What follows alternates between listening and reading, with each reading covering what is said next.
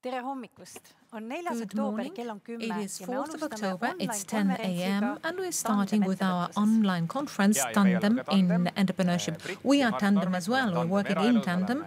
We are Mart and Brit Normet, we are Tandem in private life, we are working in Tandem with our small LLCs. And today we are interviewing people who are also working in Tandem, who also have the small LLCs, but not only.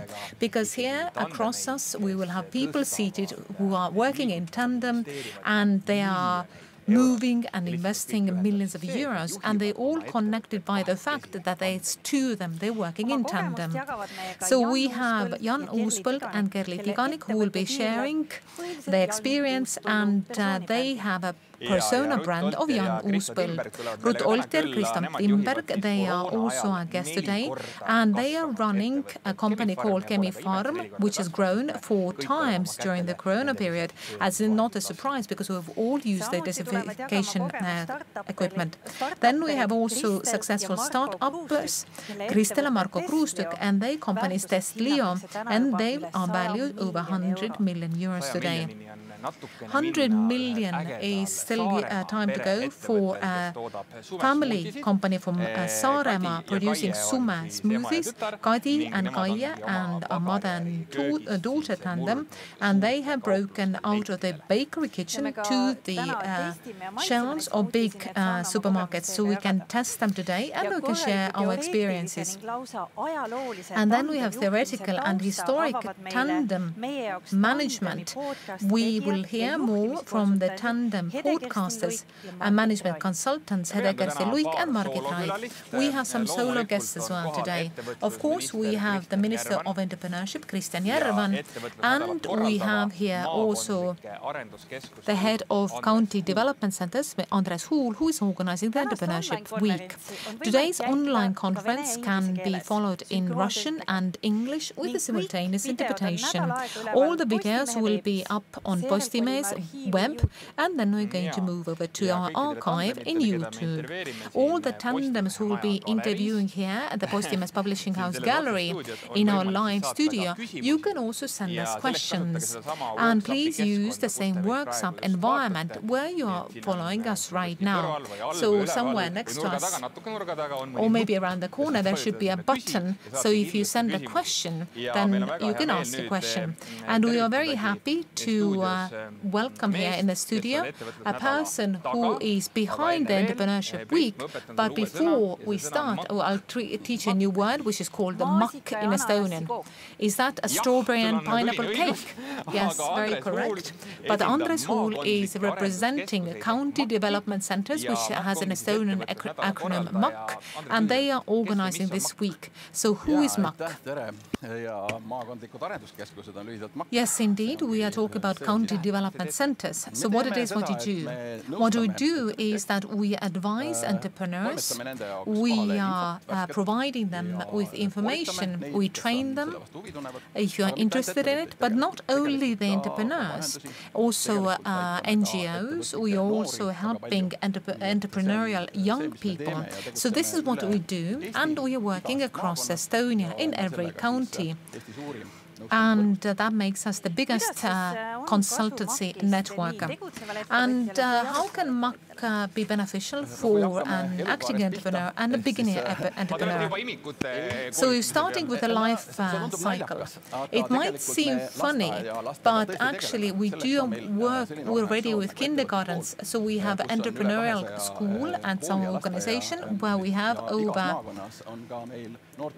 200 people involved, and we have coordinators so supporting youth entrepreneurship. So what happens? We have student companies, all sorts of fairs. So that's the strawberry and pineapple cake we talked about. So from early on, when you're developing your attitudes, this is where we contribute. We also support schools that they will be enterprising and they would not delete this enterprising spirit. And then we are moving on with vocational schools, less so with universities, but when they're starting the business, we help the business license to start. Sometimes with starting with learning to use the ID card, developing business plans, marketing, training. For example, we have a base training for beginner entrepreneurs. We have 550 people every year. So we organize about 30 events every year. We share information and we help people to get going. How can schools join you? School can join our network. Every county has a coordinator, and we have two persons who are running this across Estonia, and I hope that during the next program period the Ministry of Finance will help us. But we also have people who are already working, they are already entrepreneurs. We offer information, organize trainings. We help them to get access to fairs. We help them to find new information across the world, because innovation, green transition, digitalization. So these are the topics which are important for all of us, and this is the information we need to furnish. Entrepreneurship Week is held for the 17th time, so this is quite impressive. I can imagine that we have tens of thousands of people who have attended your training sessions.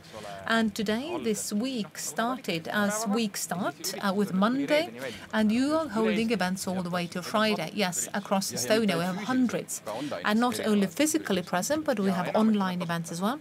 And so mostly they're free. Yes, mostly they are free. There's some are for a charge if we have a partner helping, and sometimes it's a symbolic fee.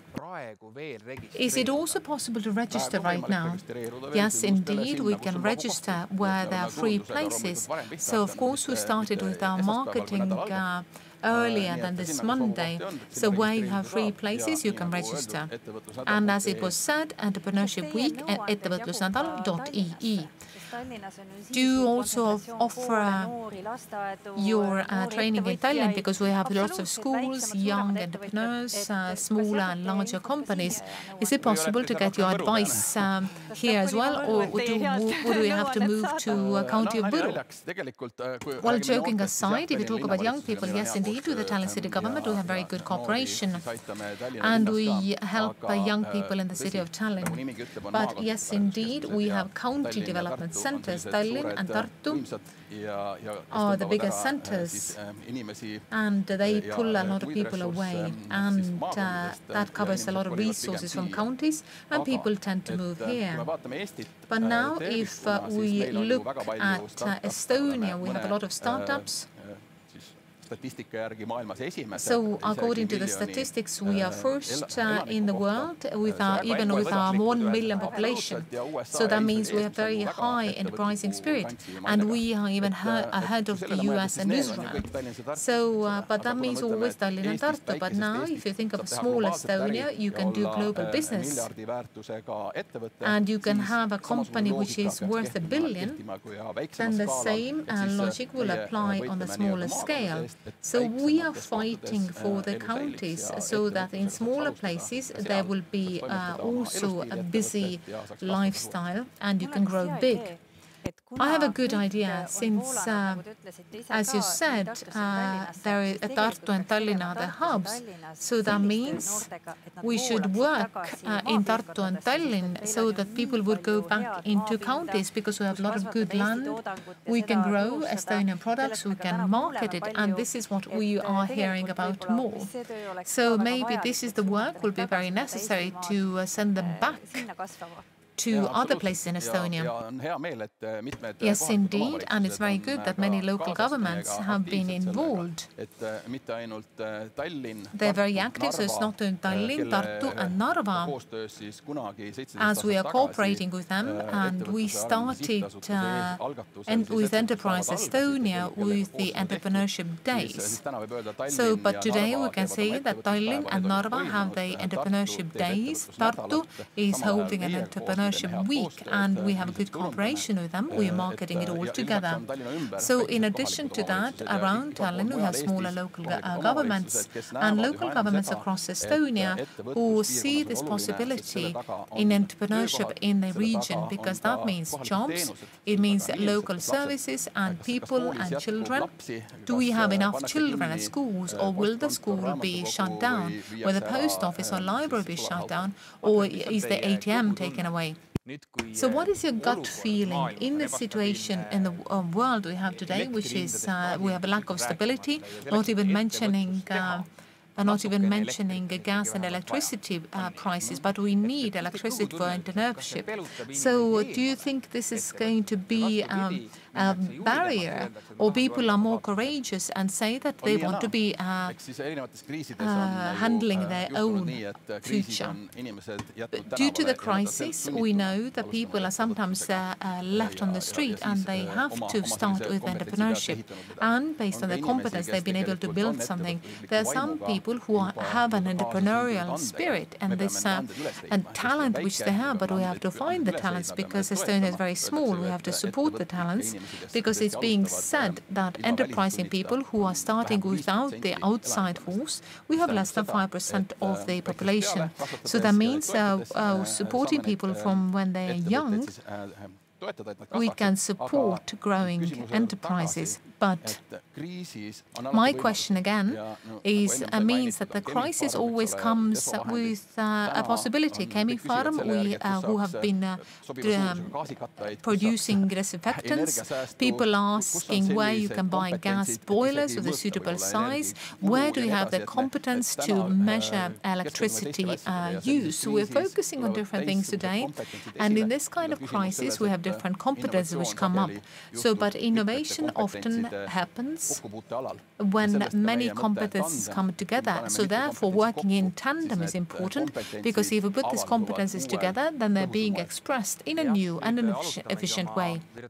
Very good. We are starting with a virtual conference. So we will be talking about tandems. So we are going to interview Minister of Entrepreneurship as well. But of course, you are always welcome to observe what we're doing, but what will be important for you in order for you to be happy. What it means is that Estonians who tend to be very much solo players, we do something by myself, I don't want to listen to anybody, but as it is in the entrepreneurship, when it comes to jobs, that we work better with other people. It's the same as in a family. We listen to other people, we notice what they say, we think about it, and what they said right now, it might mean something important, how we can make things better. This is what is important for our partners in at work, at home, and also in student companies. So listen to the others, take them into account, and draw our own conclusions, but we make our own decisions.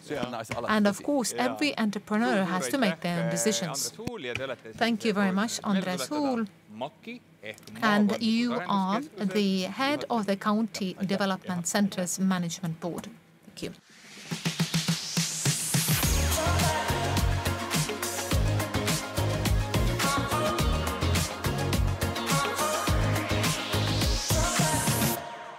We're extremely happy to now welcome here in our improvised studio in the gallery of the Postimees headquarters, the Minister of Entrepreneurship and Information Technology, Mr. Kristjan Järvan.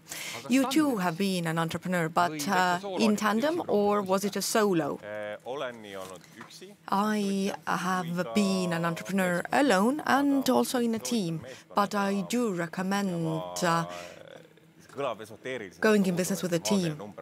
And I think the magical number is 3. Oh, that's very interesting.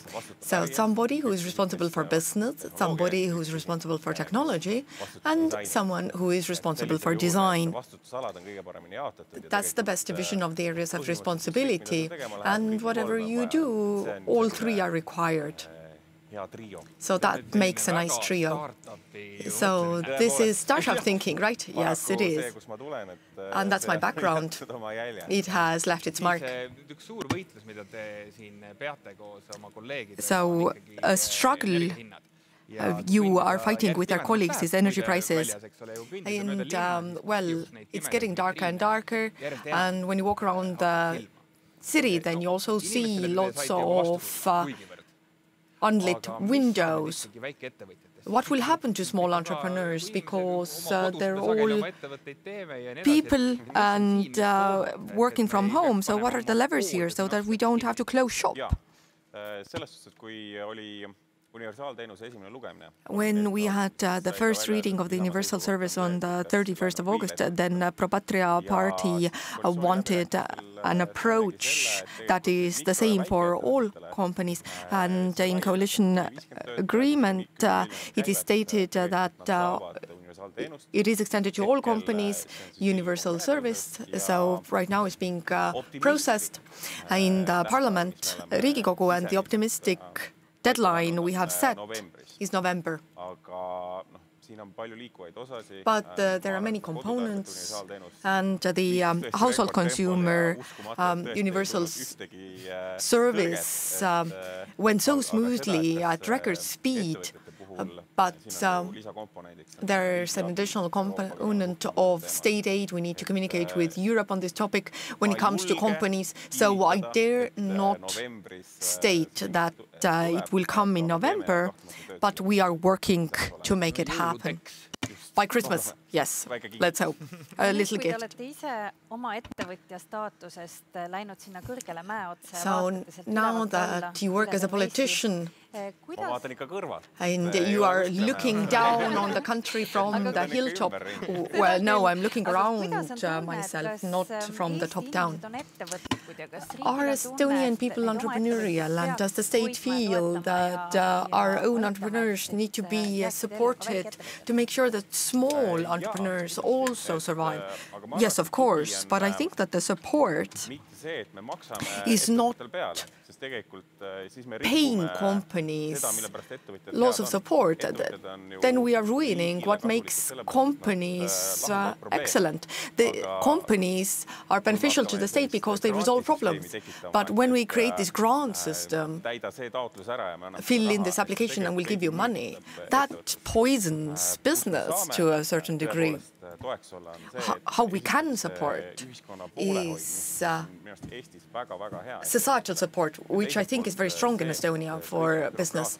And second, all the red tape barriers, that we remove them. Do we still have these obstacles? Yes.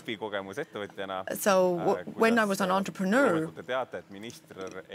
you know that ministers cannot be on boards of companies.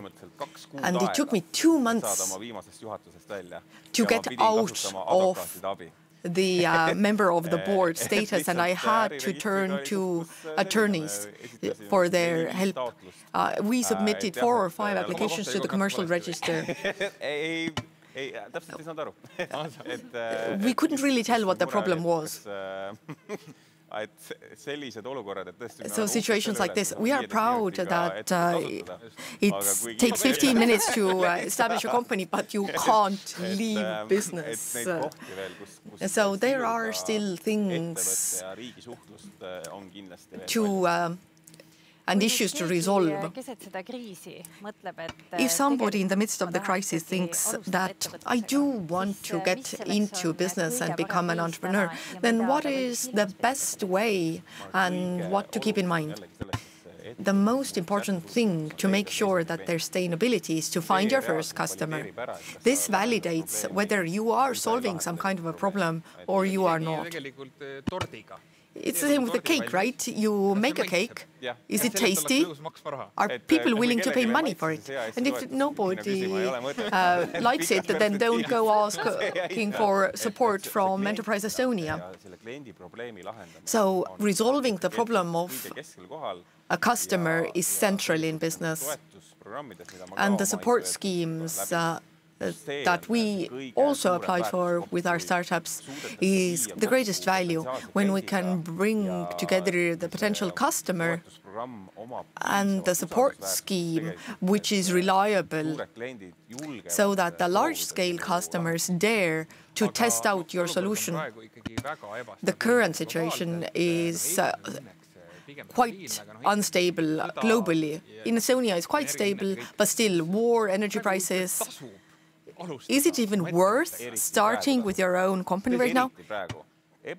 Right now, especially, an unstable environment is the best for startups. We see Uber, Airbnb. They came before the last downturn. They started at the bottom. They saw that people needed higher incomes, less costs, and they validated their model in that stage. And after that, they just kept growing. I would say that one of my priorities in the business environment, the strategic priority for the state, is military companies. Because, like you stated,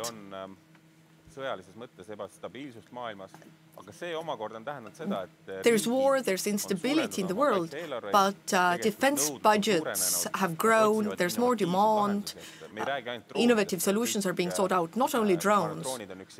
Drones is a nice keyword regarding future warfare.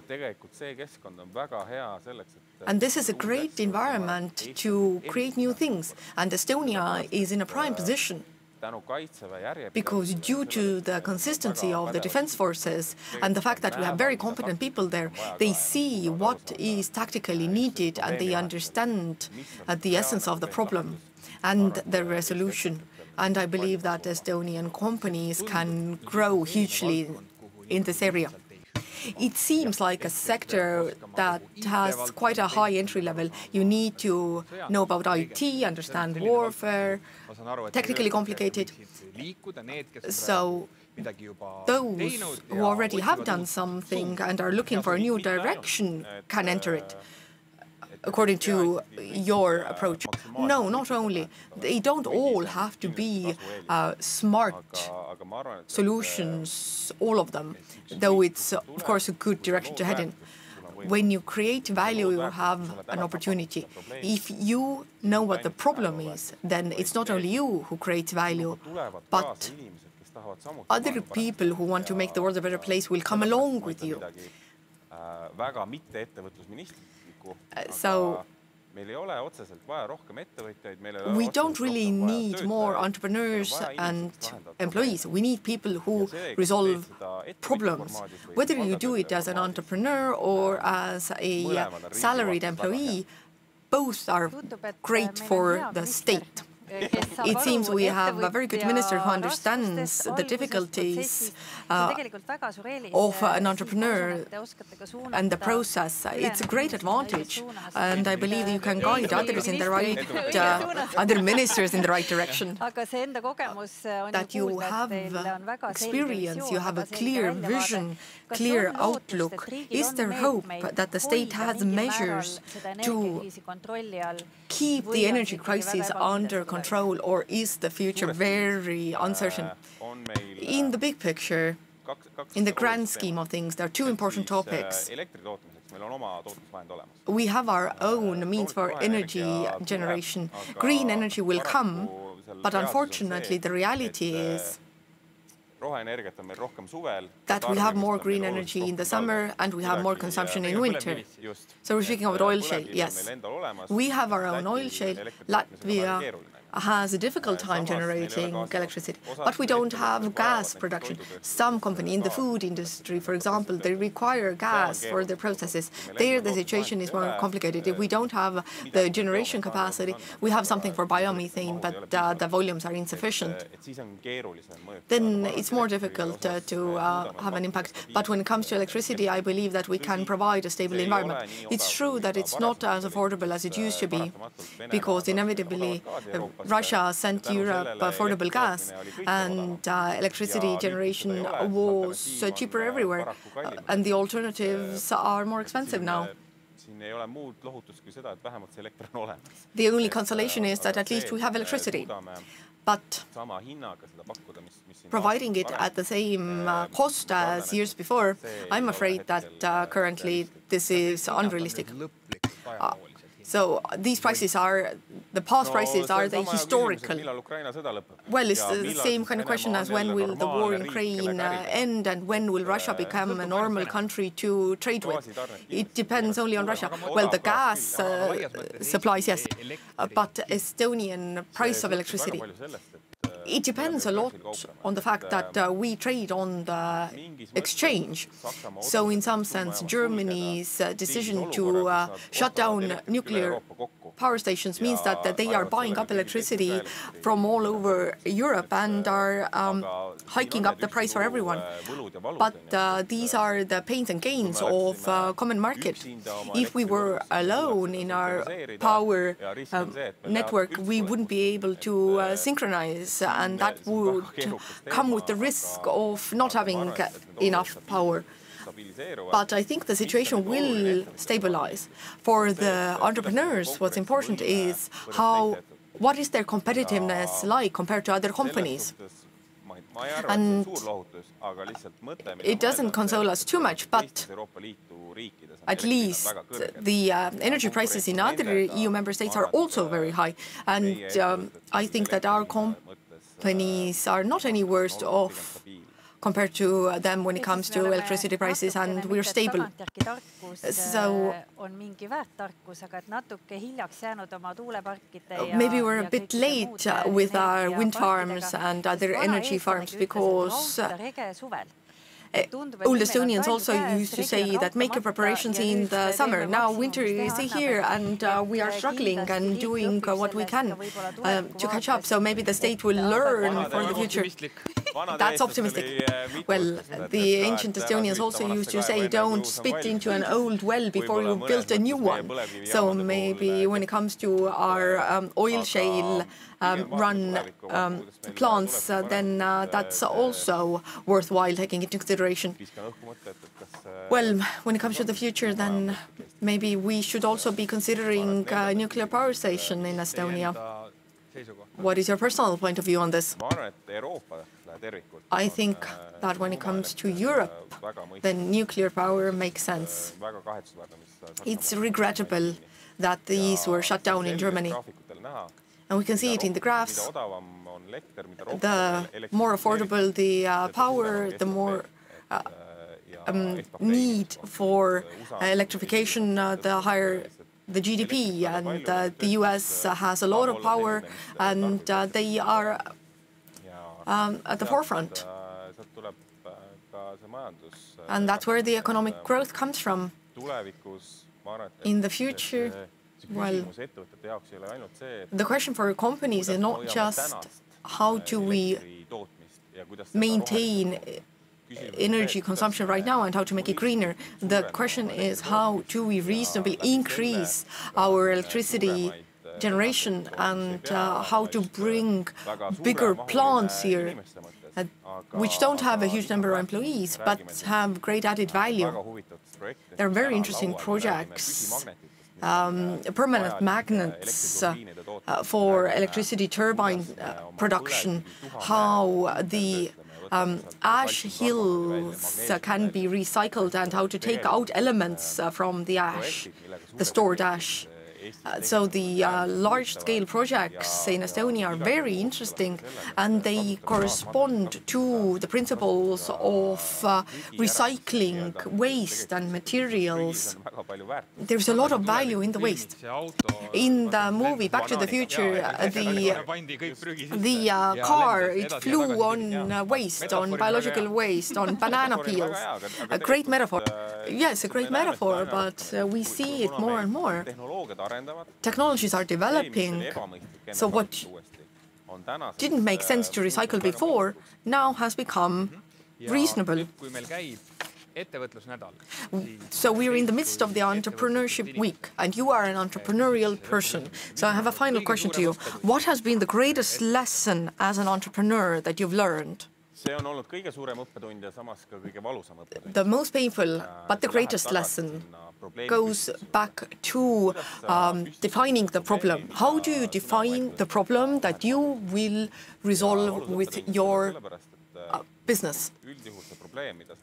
Usually the problem you want to resolve and everybody else thinks it's a problem too, then that's a warning, a risk. All the green issues, recycling has always been an issue, education always an issue, we should have more education. All the things that make you feel that this is where you need to make the world a better place and there's consensus on it, then as a business model, it's very difficult to cope.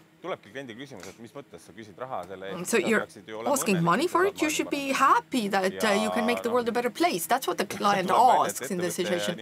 And companies cannot work on zero margin. And that's one of the most painful lessons. It all starts with defining the problem that you want to resolve and whether the customer will buy the solution to the problem. Is it a real problem? Is the solution real?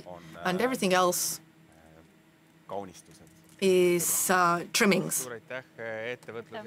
Thank you to Kristjan Järvan, the Minister of Entrepreneurship and IT, and I wish you a successful, what should I say? And I'm happy that we have an entrepreneur in the government, so lots of successful start-upping in the government and in politics. Thank you very much. And now we will welcome completely new people on the sofa opposite us.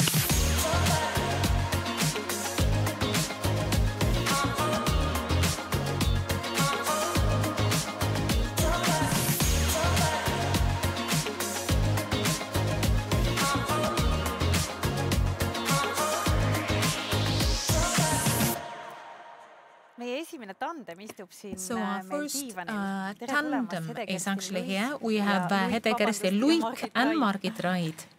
So you are management coaches, if I can say so, and you have your own podcast, which is called Tandem. But before we talk about Tandem, so can you talk about yourselves a little bit? Where did it all start?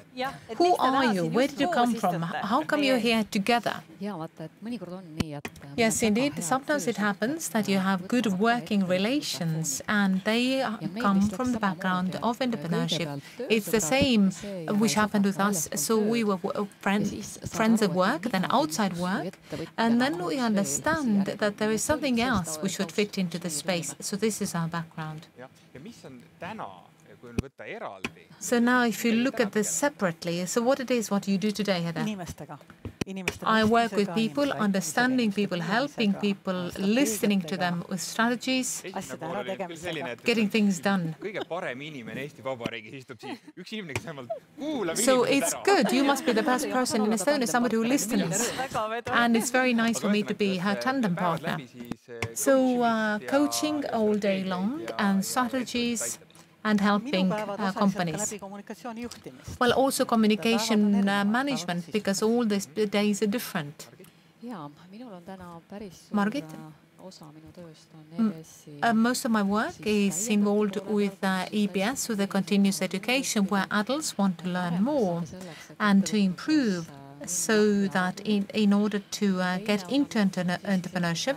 And I'm also related to business relation management and listening to people as well. And I think that there is a part of me which thinks about this podcast as well.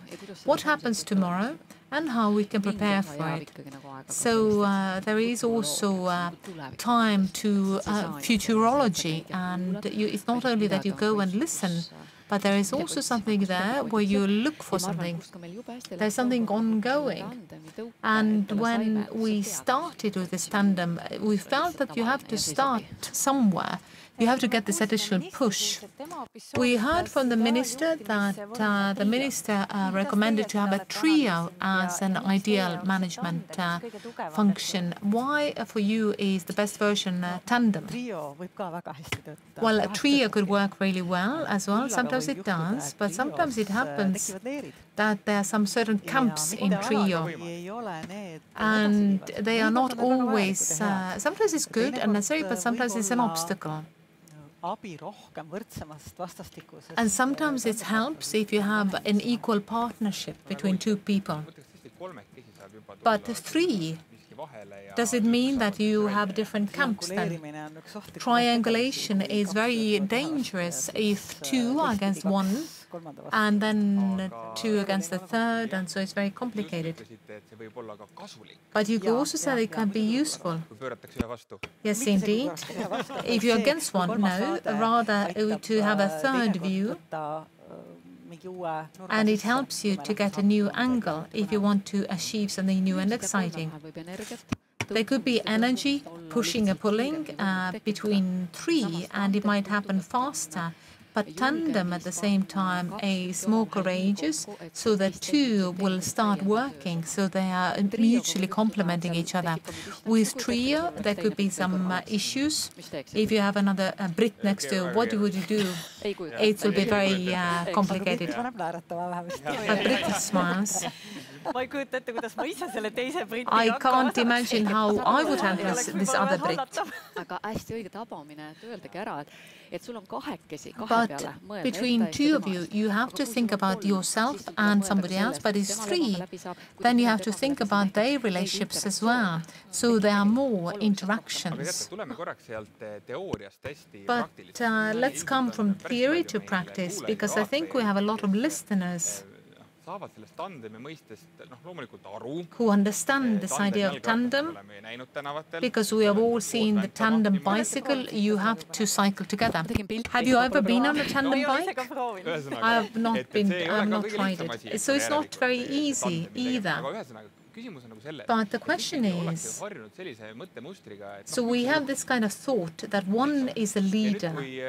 And now, if you are running your own company or you're trying to solve the issues, you ask for advice, but you try to get things done by yourself. But if we're talking about the tandem all day long, is it something which is theoretical in nature, or is it a very practical construction? For me, it's very practical construction, because this is mutually complementing working relations where two people work together for the common goal. But it doesn't mean that there is no hierarchy involved, because if you talk about tandem in top-level management, then it means that one is who has to carry this responsibility, who is the chairman of the board. But at the same time, tandems could be also equal and complementing each other. Can you give us some examples so we know how it works? From history, for example.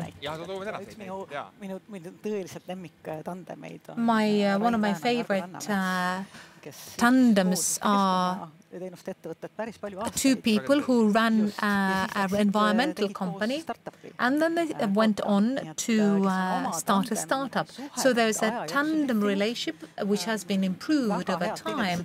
So they are very well complementing each other, and they are very good at setting targets for their team and the outcome. So there are many others as well.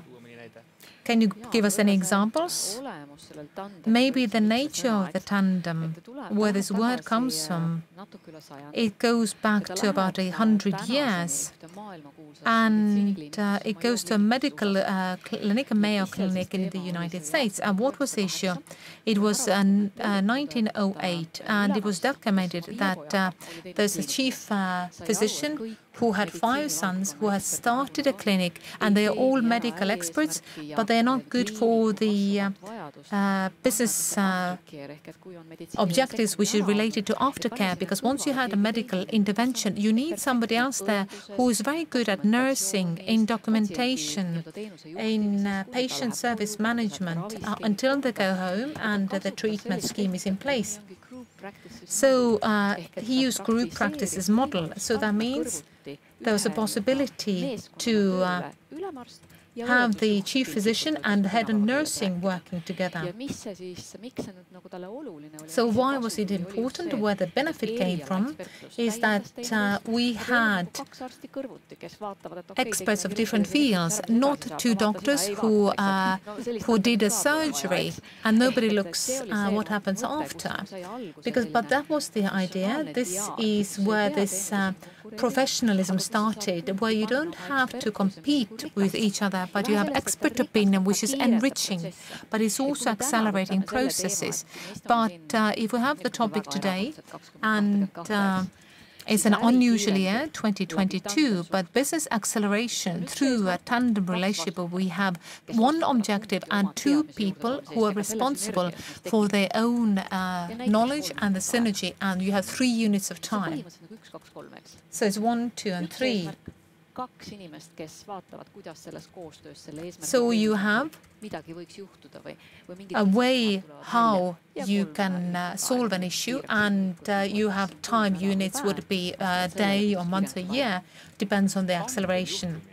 But if you talk about tandem management, would it also mean something which is not often defined as a tandem, but this is how it works? Somebody who makes a decision, and there is somebody in the company who offers advice, HR, CFO, or somebody else, and this works in an organic way. And the decision comes. Yes, indeed. You might also have several tandem partners. So in order to achieve a certain goal, you have different tandem partners who work throughout this time units that Margit just described. You often don't have just one, you have tandem because you have your private tandem for one project or somebody else. Some have a shorter time frame. In our podcast, we have profiled different CEOs or experts. And if you were to ask me who I would think about Margus Riik, who is the Barrister of the Year, and they say that my first tandem partner is the HR. And together, we look at this, our staff. I will set the goal, and they will bring the people. And together, we have a good aim. So the courage to know that we have people who are brought in different tandems, but you might have one who's a lead, and then there is a support tandems network or hidden tandems. You might have a person whom you approach when you don't want anybody else to listen, and it's not even visible who you talk to, but you're doing things better, or you have heard the answer to come from yourself. If you talk about tandem relationship, does it also mean friendship or sympathy towards each other? Or you hate each other?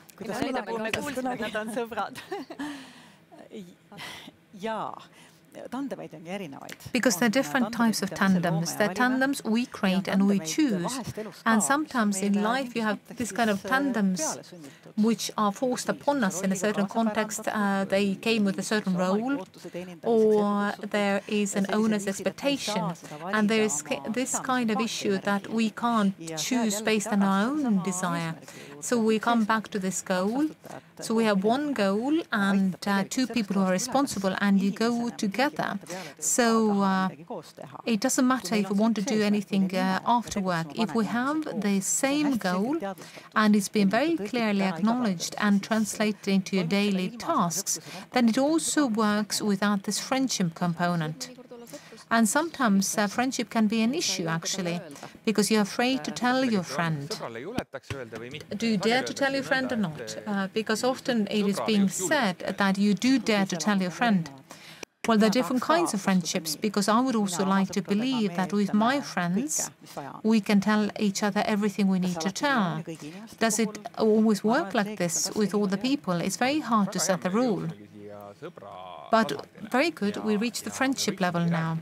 And we could talk about the tandem, about thinking different kinds of organization. One, there was a CEO So we have established organization. And then it's like you want to have a pie shop. And you think that sales are okay, but it could do better. And there are two levels. And so if you talk about the more down-to-earth approach, it is within a family. We are interviewing people who have a family tandem. But if in my family we do not have anybody who's entrepreneurial, I'm looking at you in a wrong moment because you're very enterprising. But I wanted to say, so where can I find this tandem partner? Because there is no Tinder for tandems that are like this or does not like that. How can I find that partner? My first question is that what do I expect from this tandem? What do I need?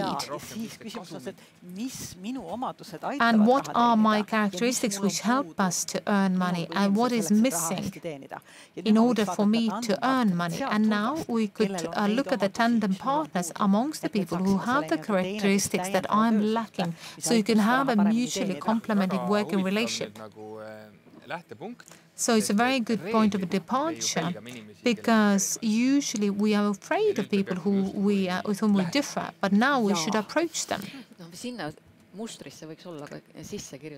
So this pattern also should include exceeding your own abilities, because in business you need to push yourself into zone of discomfort. Not sometimes often, because you might have families and so forth. We don't know how things work with Brit, because you have to take into account what the situation is that we have here, double the tandem. So where the charm of tandem lies, that if you're looking for tandem partners, we are asking ourselves useful questions. They're beneficial, not always smart, and sometimes we go to someone whom otherwise we would not approach without this partnership offer. Yes, indeed. And now when you looked at me, what I wanted to say is that our tandem, we are very creative, and at a certain point of time we understood what is missing in our tandem. There's a rational side, and once we created that, then things started moving, because sometimes what happens is that you have very good tandem and good ideas, but something is missing. And it was hard to say to each other, they're actually being honest. It's not me who is the business minded. I'm too creative. So we understood we need somebody who is an Excel person who creates a structure. And this is how things worked out. So indeed, would it be marriage or friendship? Sometimes it is not easy to understand that they cannot really do that. And it's actually, I'm doing a disservice if I'm trying to do something what I'm not doing, and then there's a stress and frustration, and then you give up.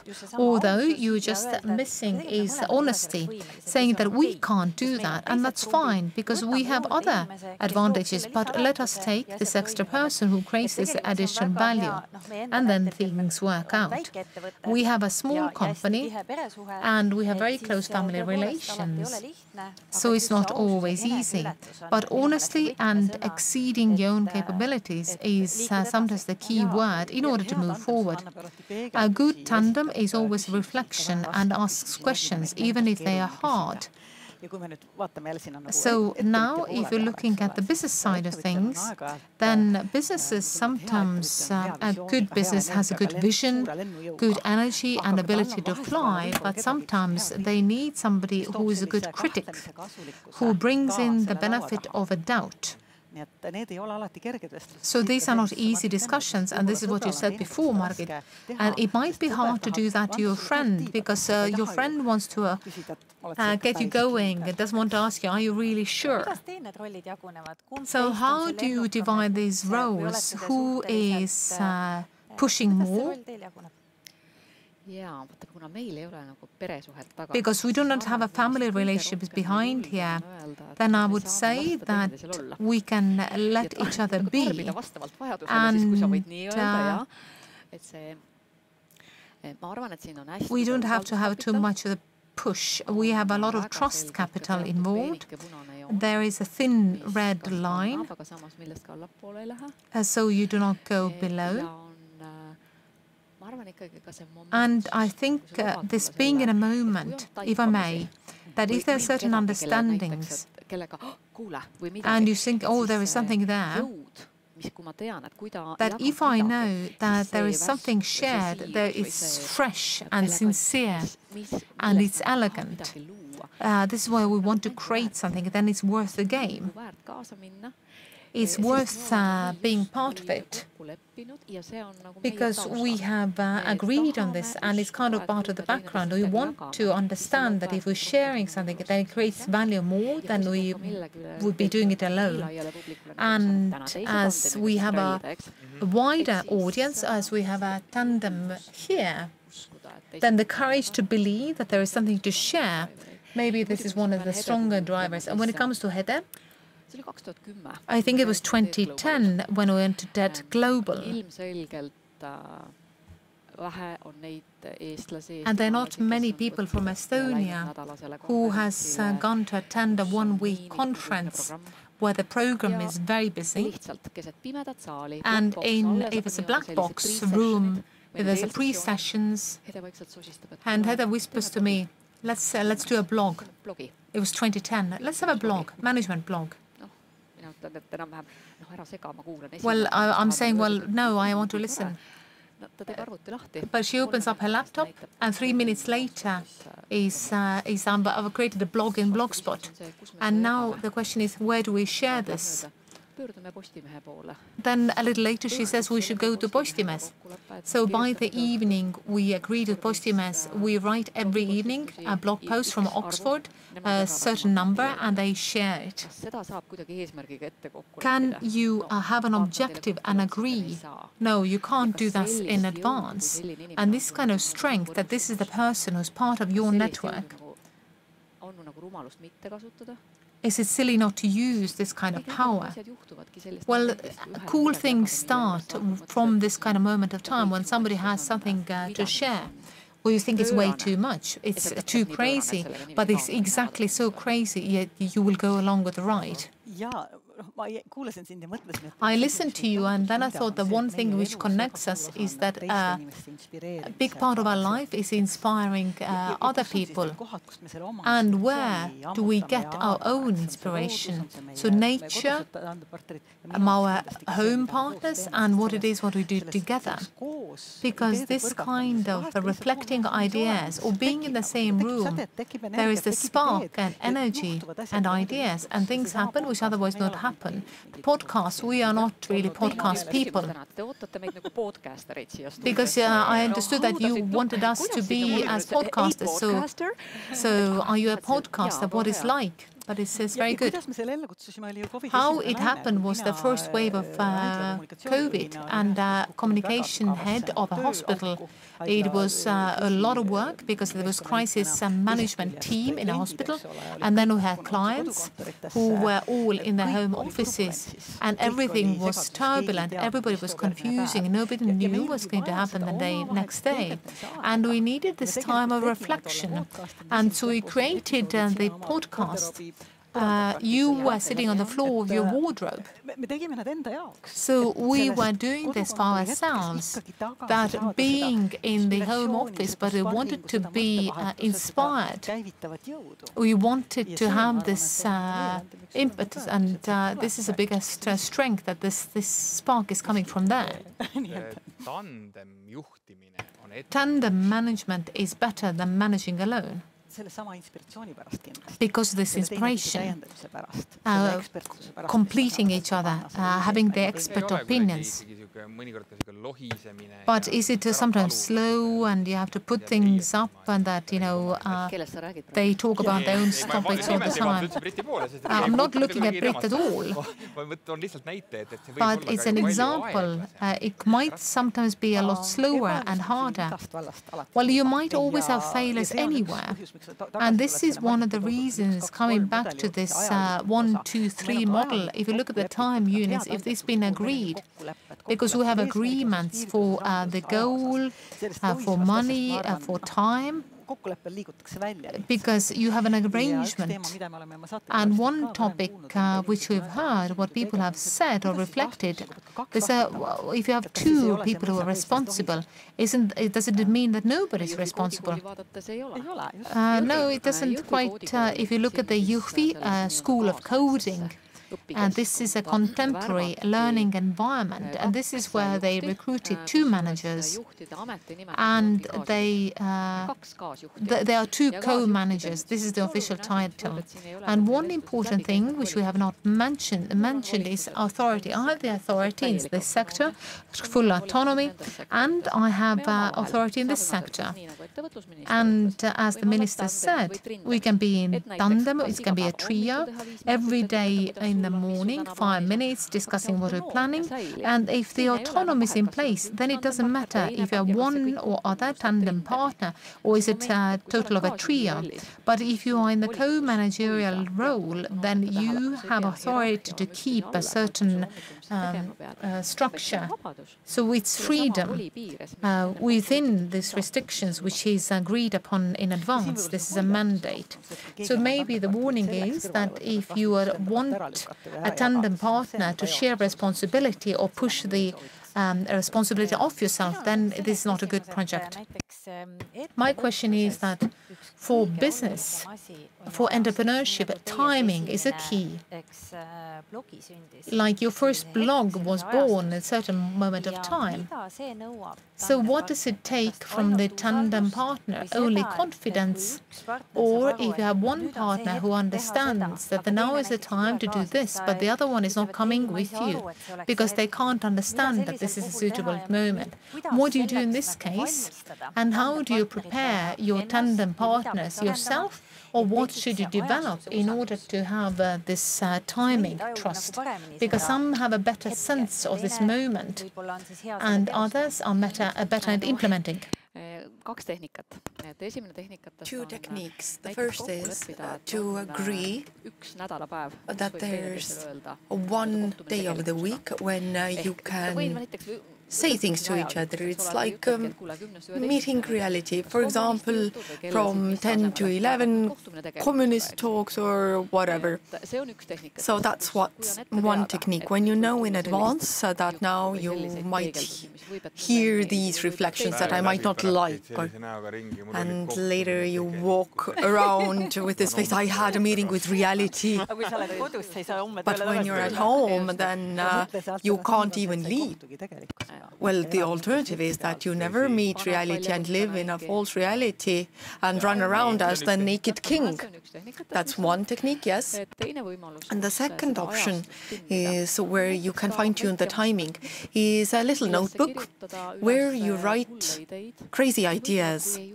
And if you don't dare to show your notebook, then make a photo of it and send that. These are my crazy ideas. And to also perceive other people. You cannot always approach all people in the same way, and others have their own challenges. I remember one of our podcasts with a guest who gave a great tip. If I'm at home and in the evening and for several days I feel that this one colleague is with me all the time, then there's something that is unresolved at work. And at the end of the day, nobody really wants to end up in this situation that you always feel like this tandem is with you at home. Well, except for us. So I think that it's important that you don't lose yourself. You have the right not to lose yourself. And this tandem idea, I stated it, we came out with it where all the training gurus were also turned down, and nobody knew what will come, and coaching relationship, mentoring relationship, partnerships had not been replaced with walking meetings yet. But the people who are used to reflecting to each other or going up to someone and saying, I need to figure out what's the most important question I want to resolve today, then this tandem relationship, listening to each other and valuing each other, is excellent. And maybe you just need somebody to listen to you, and you don't want them to say anything at all. So maybe it landed at the right time in the right place, because many people were left at home alone. We're halfway through, and I'd just like to state that you can submit questions. So you can ask questions from both tandems, but primarily from our guests, Heda, Kerstin and Margit. And if you are watching us through workshop live, then you can do that. If you are watching us on YouTube later, then write them a message privately. But basically, submit questions. I'm sure there are questions that we don't ask with Brit. But now, let's speak about the tandem system. You have thought it through very thoroughly and set it forth very dynamically, because you consult and train other people. Now, when we look at the first point and being aware, then how would you explain it, describe it? How to create awareness? And what does it mean in the structure of a tandem? And the background is that you have an 8-point scheme, or just 8 points, the 8 advantages of a tandem, and the first of them is awareness. For me, awareness means that I'm conscious of what I'm doing and what. That's the agreement on the targets. Much easier to do things ambiguously, but it doesn't bring much of a result. Easier. I would contest. If I don't know where I am and where I'm going, then it's not easy. It's not easy. Sometimes at home, when I look at the kids and when they're struggling with their studies, then it's a similar situation. Don't really understand why I'm doing it, where I'm going. Quite sort of humane. But they're children. Yes, and well, when we speak about the education system, then we'll go on for hours. But the education system actually would gain greatly from clearer goals and agreements. Excellent idea. I'm afraid that if here and now we wear out the word tandem, then in my lifetime I have worn out the word target. But it starts from the target. We know what we're aiming at and what are the agreements on how to achieve it. Awareness also has the aspect of, since we already mentioned education, well, it unites all of us. Exactly. And this morning, when we were driving to school, then I told my child that I'm in a hurry, I'm going to go into a tandem with another tandem. And so my child in the back seat said, so it's like a foursome. 2 tandems, a tandem of 4. So it also means that we meet up and discuss and then work alone again. So that is excellent for learning and also making sure that the information sets in. And it's similar to the medical system. And maybe 2 teachers in front of the classroom is actually very beneficial. And 2 people on stage as well. Have you performed on a big stage where you feel anxious? Yes, of course. But when you're alone on stage, or there's a tandem on stage when you think about this. Well, it's cozier right now. So why am I drawing attention to awareness through public speaking? When I have a public speaking event with 2 people, I start preparing earlier. And when we need to speak alone, then how often do we talk it through with somebody else and reflect? Do you look in the mirror? And you said you have kids at home. We haven't spoken about the mirror yet. Awareness is very important, and I agree, of course, that otherwise you are just running in random directions. Sometimes that is necessary as well for creativity. Noticing is easier when you have several sets of eyes. When we work with groups together so that both of us are in the room, then I would say that the quality is exponentially better, not just twice as good. Because when I'm doing something, the other one notices. So you don't need to divide up your attention and speak and notice all at the same time. So that's also a key to this success when we speak about awareness. Let's continue. The 8 advantages of a tandem.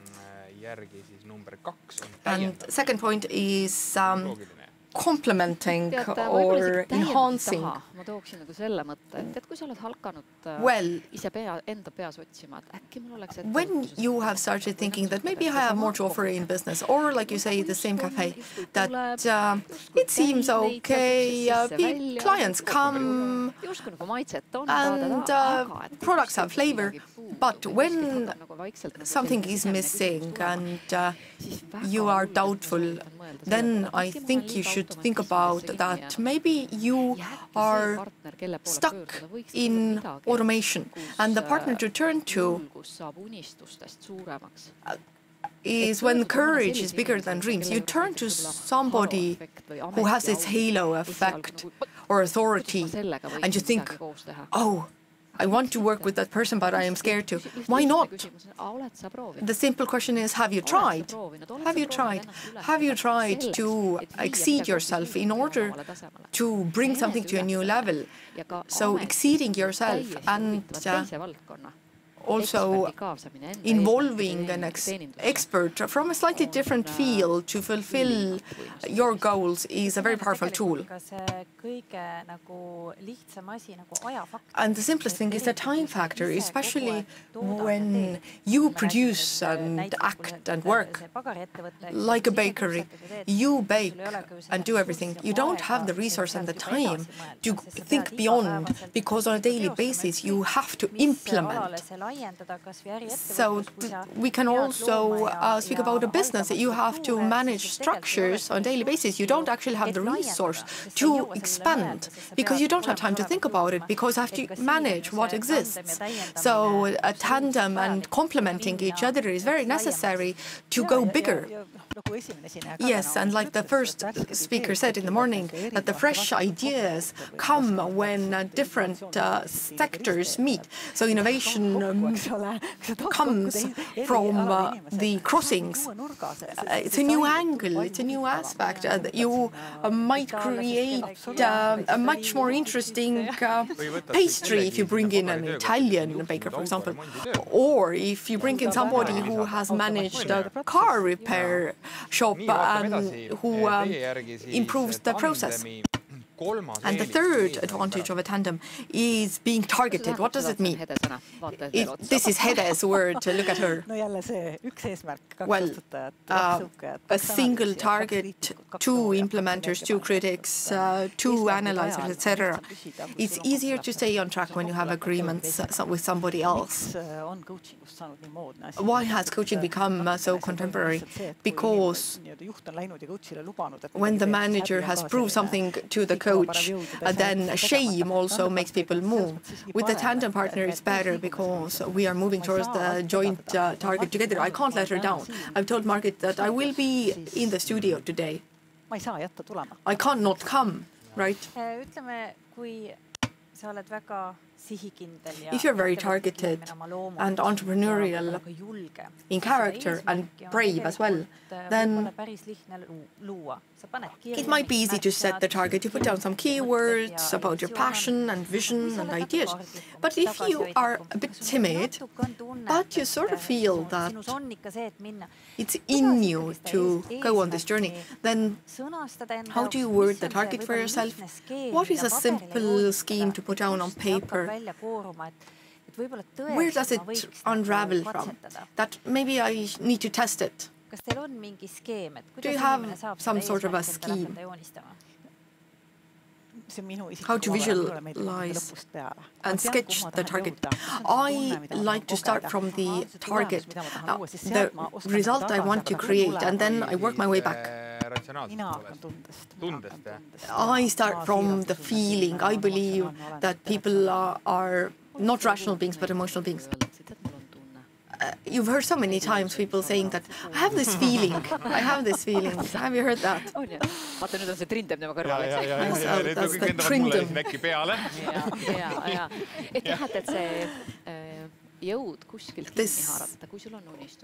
When you have dreams, then you start somewhere. But sometimes people are so modest and timid and say, maybe my dreams are not enough. Maybe I don't know how to dream.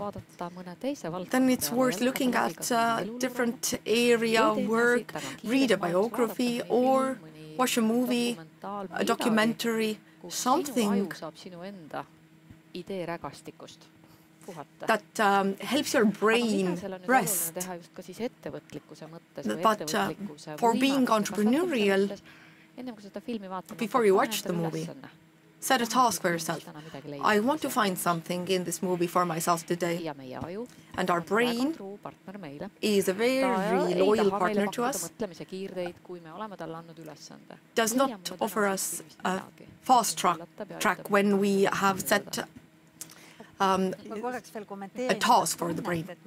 I'd like to comment on this feeling. Again, this bakery is a nice example. It is a very good target because you experience what you think about what you want to experience. I want to eat this French croissant. The taste of caramel and the butter. And then it's much easier to start creating it. Because many start at the other end. What are my skills? Am I capable? And then you think, oh, I don't dare to. You can increase your capacity. And just to add the previous example, up until now we've spoken about Tandem as partnership between two decision makers, but in our own experience and on our program, tandems can be with photography, nature, with the movie that Margit referred to. And so the way we bring in this enhancement, the sky is the limit. You need to be open. It doesn't necessarily have to be another person. No, you can create a tandem with art for yourself, or a dog, with a motorcycle. Well, and in some years we'll have robots. We already have them, yes. Let's leave it at that topic. But when we continue and look at the other advantages of a tandem, then the fourth point out of 8 is role model. What does that mean? How did you describe it? You have the cheat sheet. I remember this article was published a while ago. Checking your memory. Well, role model in the sense that often they say that you're alone at the top when the manager has a tandem partner. And then through being a role model, the manager guides employees to find tandem partners, which means that there's more energy and knowledge. These can be in-house, but also external tandem partners.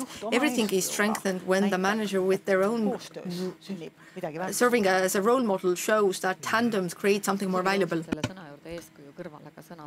I would also say the word talent. We hear about talent management and finding talent and retaining talent. And coming back to the bakery, we all have our own idea of this bakery. It's all different. But maybe there is a baker there who has a dream that they've never been able to execute. But when we ask that I need somebody to be in tandem with me in order to think about how we can reach our clients, because when we create this cozy atmosphere that we're all dreaming of, then that is not enough for a business. We need to find somebody who values it, who will come to enjoy it, somebody we are creating this environment for, somebody who will pay for it at the end of the day. So in in bringing in talent, when I say that I need a partner who thinks along with me, and I show as an entrepreneur or manager that I don't know the answers to all questions and cannot know all of them. When I have experts, be they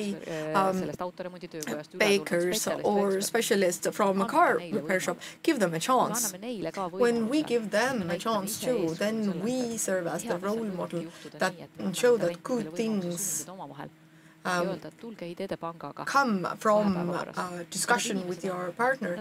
And even in school, it takes 2 40-hour sessions for people to come back with mapping, with straight lines, rectangles, and triangles. So the systems that people create when they have freedom to be talents and perceive the objectives, it's a perfect outcome. Next advantage is change management. HEDES term. 2 words, actually. Yes, role model and change management are hers. Such a narrow world I live in. We live in a changing world, so to go along with it, it's easier to do it in a tandem. Yes, definitely. And again, it's about noticing, but also creating change whilst having awareness. Entrepreneurs need to be ahead of time all the time. They cannot just follow trends, but need to perceive the direction we need to change in. And my idealism says that entrepreneurs with their activities do guide the way and bring about change. They employ so many and affect so many processes. So it's definitely easier to have 2 people. When we do something new, then this doubtfulness and questioning is useful. And also stating very honestly that change also means abandoning something, giving something up. And it is difficult to give something up alone, to plan it alone. It brings about lots of emotions and doubts and lots of passions and grieving. Quite harsh.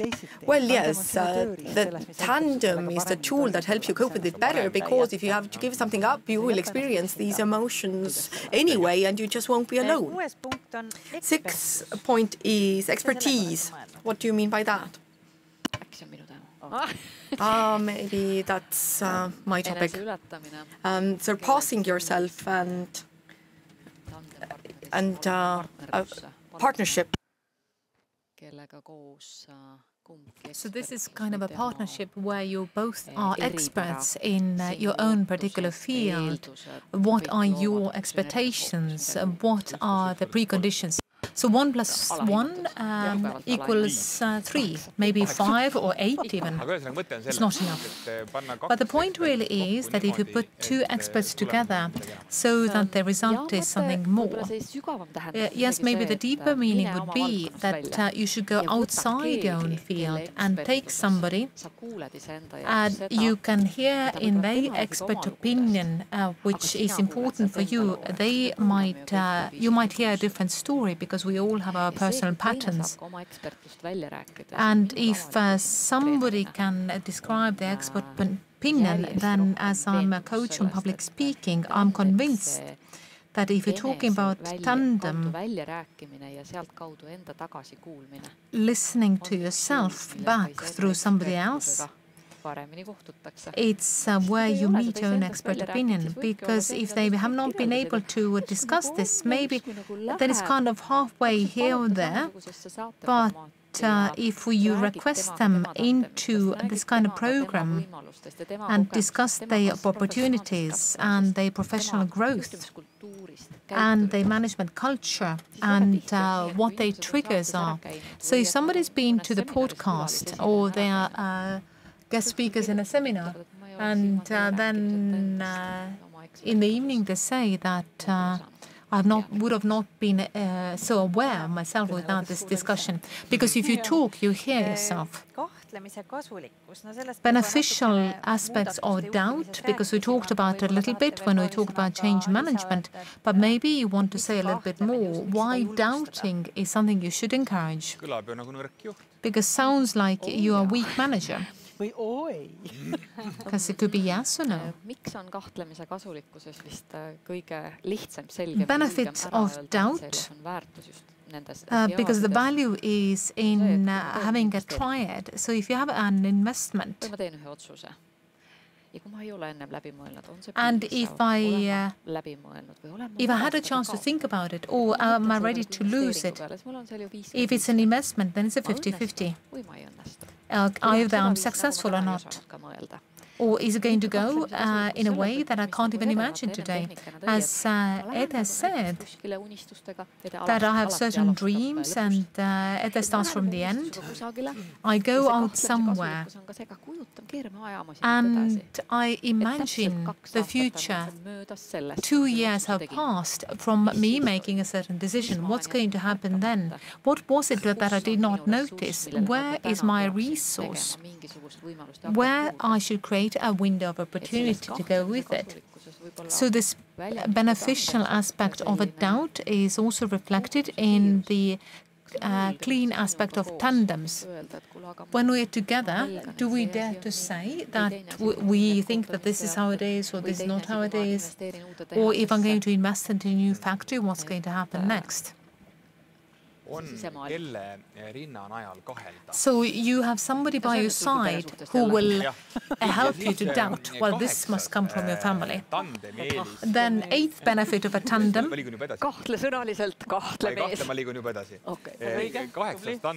So 8th advantage is the power of a word.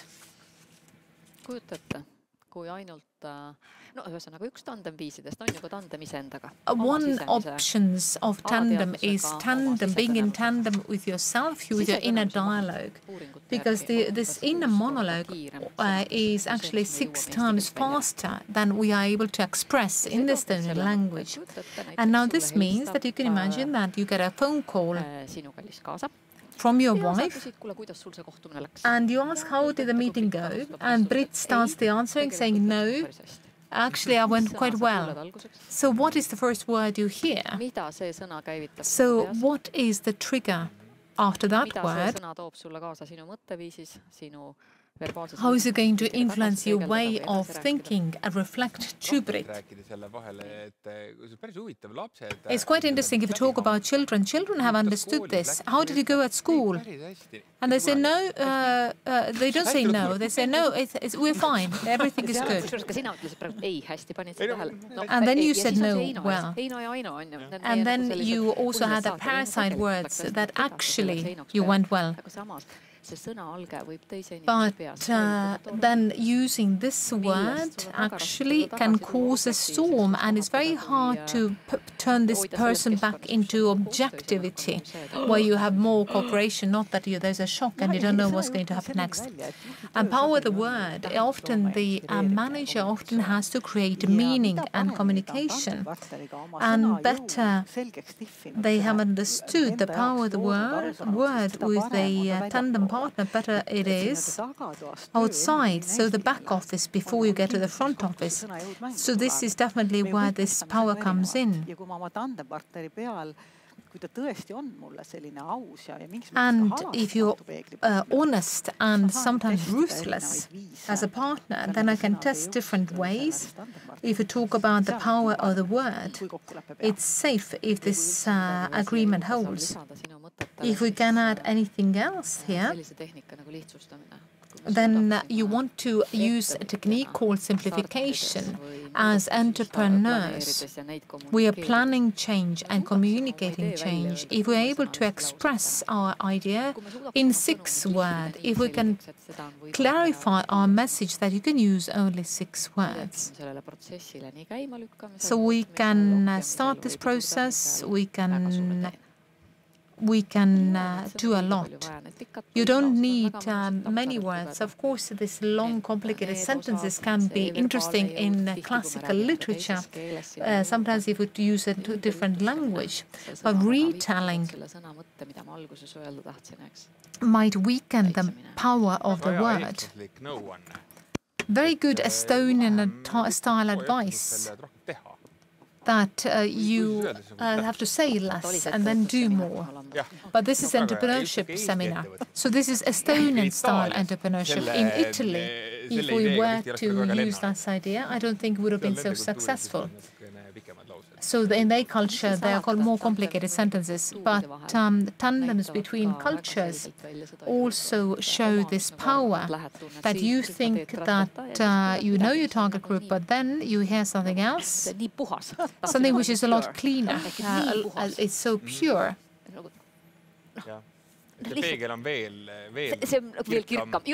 So it's a clear mirror.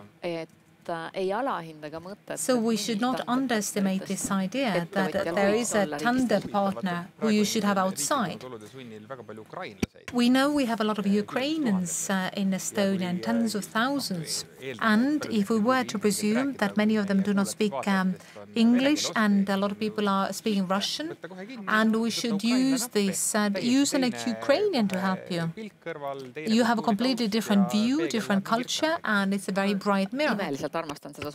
I love this recommendation. I can imagine in the Fale building that help get the Ukrainians to help you, because sometimes it's very it's a good approach. So you can use ukrainianhelp.com. Now there's some questions as well. You can send some more questions. We have a few minutes left. So how do you solve differences of opinion?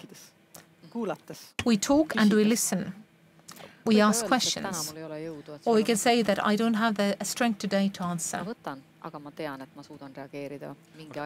I can react to it a little bit later. Do you also let each other know? Because we have a lot of correspondence. There are chats in different channels, emails. And if the precondition is that usually you answer within a day, and now it's 11 p.m. and you think I'm going to sleep now, so then you write that, look, I don't have the energy today. I can confess a secret. Well, nobody here is here today. It's just that it will remain amongst us here. There is a moment of time when you learn to recognize the patterns of your tandem partner. So the question is that if they are silent too long, so that means that they're doing something in a too intensive way, and my task is now to take a step back. So I help them in my mind, but I'm not going to pushing. So if there's silence from the other side, it's not time to push. So if there's silence, there is a reason. So then she's needed somewhere else. Our tandem is strong without hearing from her every single day. So confidence is the trust you gain over time. So the patterns, you should not get stuck in an automated way and not too much intervention, but courage to take a step back, knowing that your presence is there without the words. I don't want to leave with these bitter words, but there is a somewhat bitter undertone. How do you separate a tandem?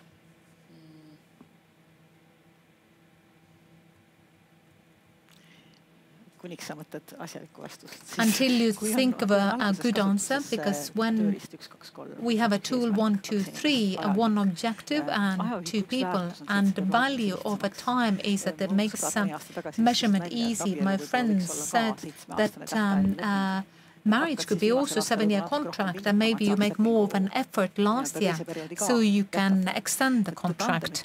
And when it comes to tandems, that we have a time frame in place makes it separation easier. But if you don't have the time frame in place, then what do you do? Tandem is an energy.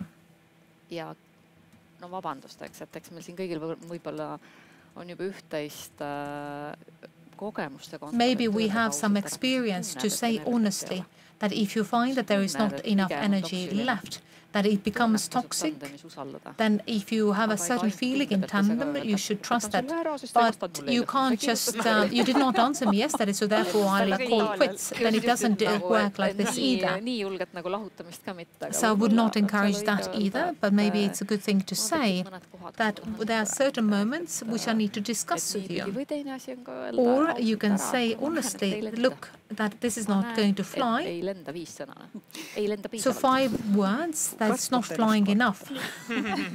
Võib-olla eesmärgi juurde tagasiminek aitab. Kui ma näen, miks ma tahan tandemit lahutada? Why do you want to break tandem up? Sometimes I can see that the objective is not there. If the objective has changed and smart people can discuss these things, the goal has changed, or we can see the cooperation does not serve this, or we can be quite constructive. And in business, if you have to separate and create new tandems, if 2 becomes 4, then this is actually a new future. Is one of the best things which comes out of divorce. But thank you very much for coming and sharing these ideas, because I believe that we have a lot of practical tricks from here, how we can establish a new goal and a target, and how you can find a partner who helps you to implement this, who has similar values. So this is a very good value that we have, these tools, which helps us to create goals and a targeted life, because that's most important, that we have certain value in our lives, because that's a good feeling. So thank you very much, and I believe that we'll meet again. Ja te vaatate siis online-konverentsi. You're following online conference where we talk to tandems, about tandems and management in tandem. And if you think about actors 100 years ago, then it is clear that they were artists. If you think about actors today, then actors are, of course, artists, but they also have to be entrepreneurs, because almost every actor has their own LLC. And now we're going to see Jan Uuspõld and Kerli Tikk.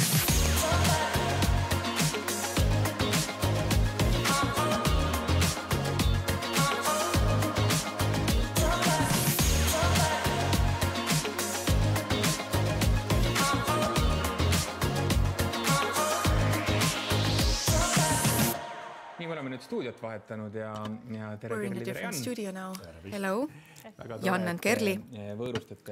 It's very nice of you to host us here in your office, in your home office. So, like in small companies, you have 2 in 1. So this is your living room. What work does your company do in this living room? Well, we watch a movie for inspiration from time to time, give interviews, like now, first time in my life. Do you have a separate office, like a separate room? Kerli does. I go on site mostly. So how does your tandem function? How have you divided up the roles? Who does what? Well, it's Jan who has the roles. That's the division. She thinks them up. I'm in the background.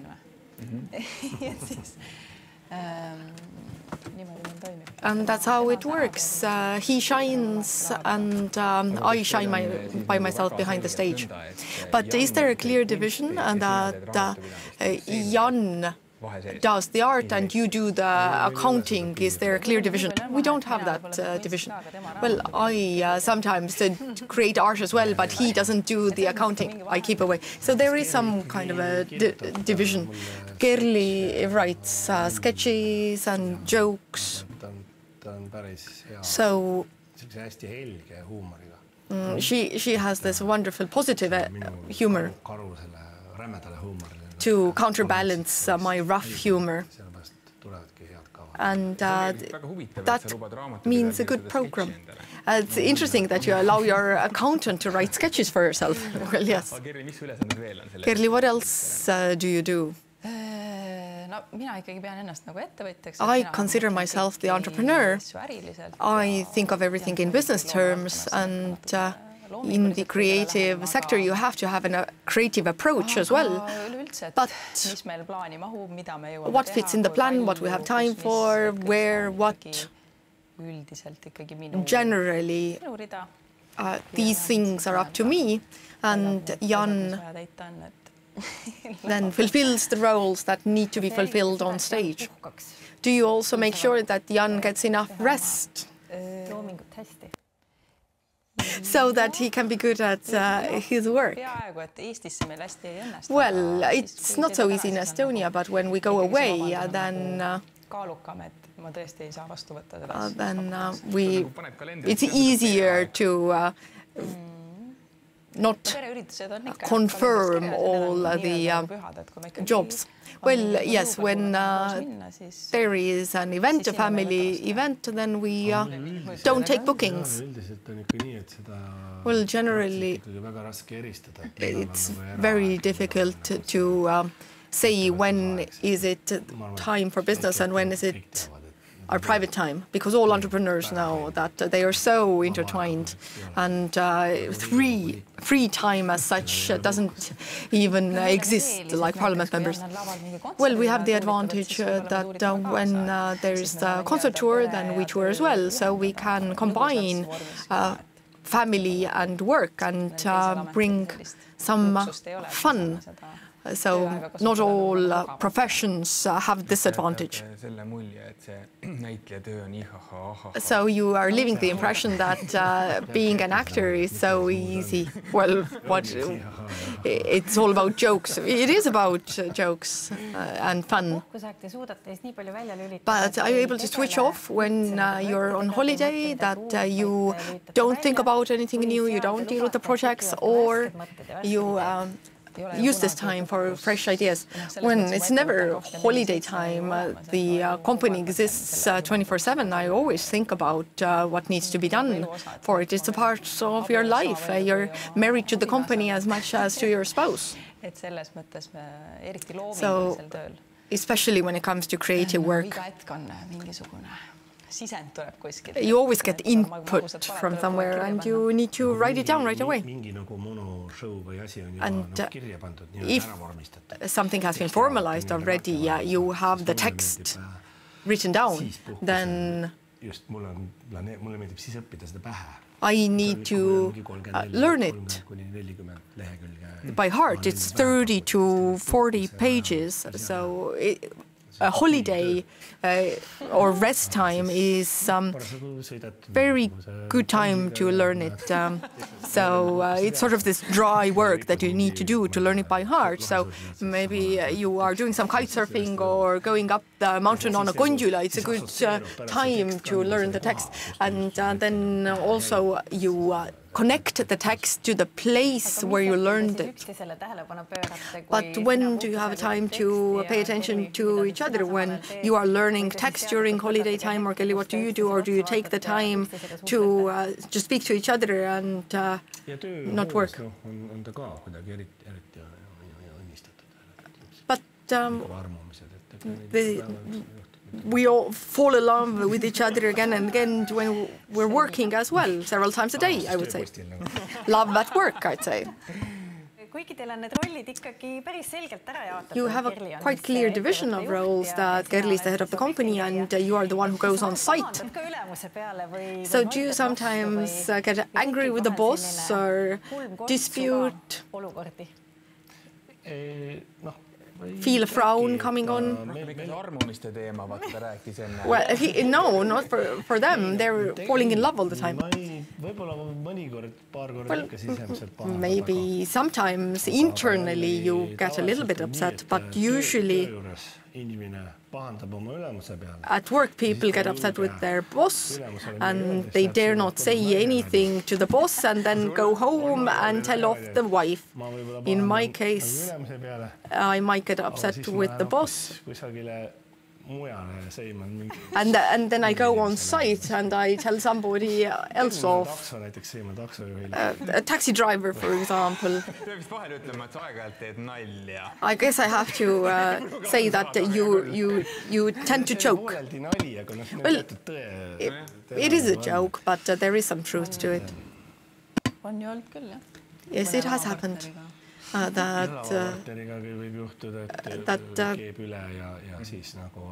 There are disputes with stage partners, for example. Yes, sometimes things boil over.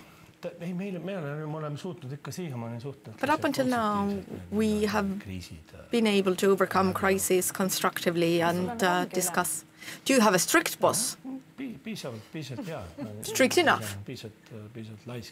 I'm lazy enough that strictness can be executed on me.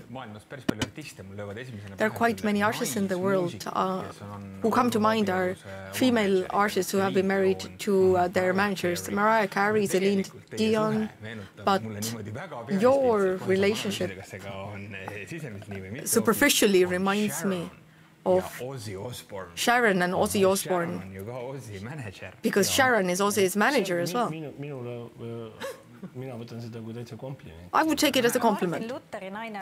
Martin Luther's wife was the one who actually managed the religious undertaking so that he has time to write the text. So women are good at multitasking. They have households to manage, and when they also have a business. So it is like a household management. That's what you have. I trust that theory because women are created more pragmatic. Men can sort of be playful, and when they're not interested in something, then they just jump to on the next train. But women can never do that based on natural inclinations. So I do like having a female boss. How could you cope before Gerli? Well, that's a longer joke.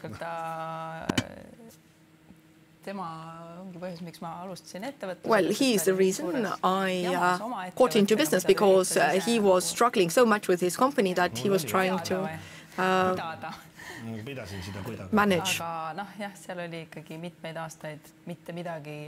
For several years, nothing had been done, really. The money sort of rolled in somehow, and I was the one who had to build up the company and bring order. She managed.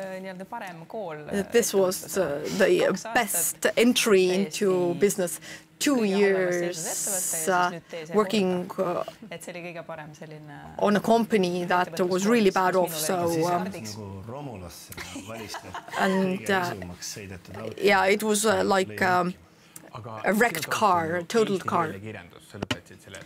But you graduated Estonian language and literature at Tallinn University. You're both with a background in humanities, but Gerli, you became an entrepreneur. But I would say, well, Hans-Lars Luik has also graduated Estonian language and literature. Well, yes, it is humanities, but language is very mathematical. When you start analyzing it phonetically or based on syntax or morphology, it's pure mathematics. So it depends on your approach. It's worse than mathematics, maybe worse. And the numbers never add up. So you have been together as a well-functioning tandem for 12 years, even longer. Were you a fan of Jan and his creative work before you became his partner and manager? I would not say a fan. I knew who he is, but I knew nothing of his private life. I'd seen the movie.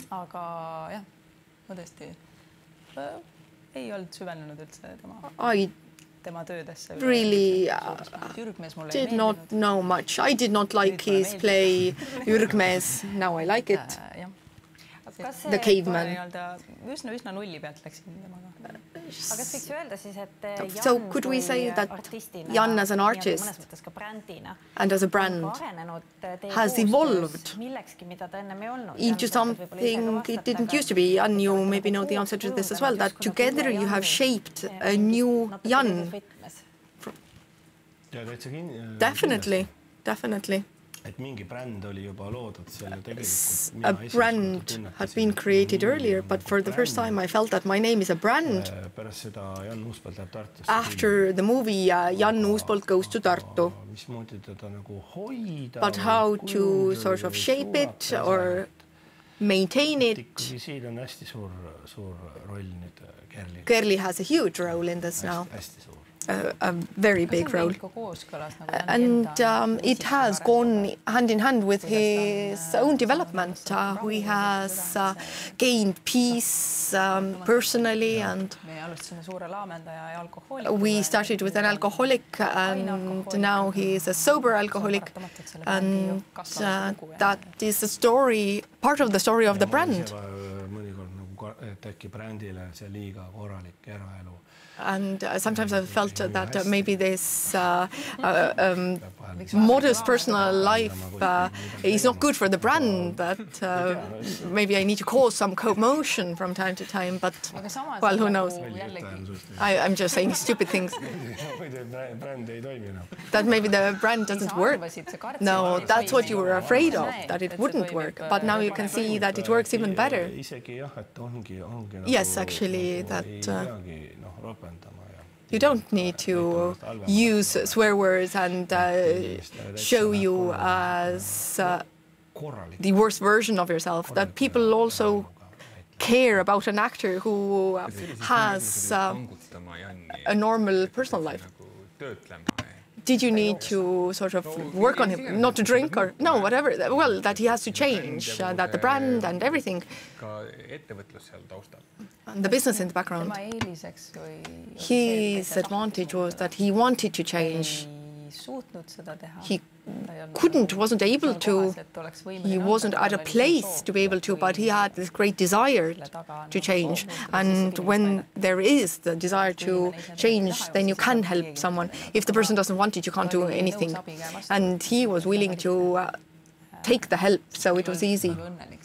Because he wasn't happy with the burden that he carried. So in that sense, everything went smoothly. Yes, I really grabbed on to the help to create something good. When it comes to entrepreneurship and when it comes to private life, the things which work better is if you have passion and you love what you do, because successful businesses, they are not thinking about the outcome, but there is something there which is forcing them to do this, is the passion when it comes to what they work. So if you have passion and you have love between people and they joint activity, then I think it supports a great deal, and it supports any change and development. So is this something for you which is part of continuous progress? Do you feel that you are developing all the time, or you're in a good place and this is where you would like to stay? It's a very good question, because this is exactly what it's about. When in love and business, you can't have status quo. That now I've made it, and this is where I'm going to stay, because then things will go downhill immediately when you are asleep on the wheel. So it's part of the process, like happiness and love is a process. So you have to keep things running all the time, otherwise it doesn't work. And I'm also responsible to making sure that Jan at some point will retire. So that means that there is a sustainable investment made, and this is something which has helped us.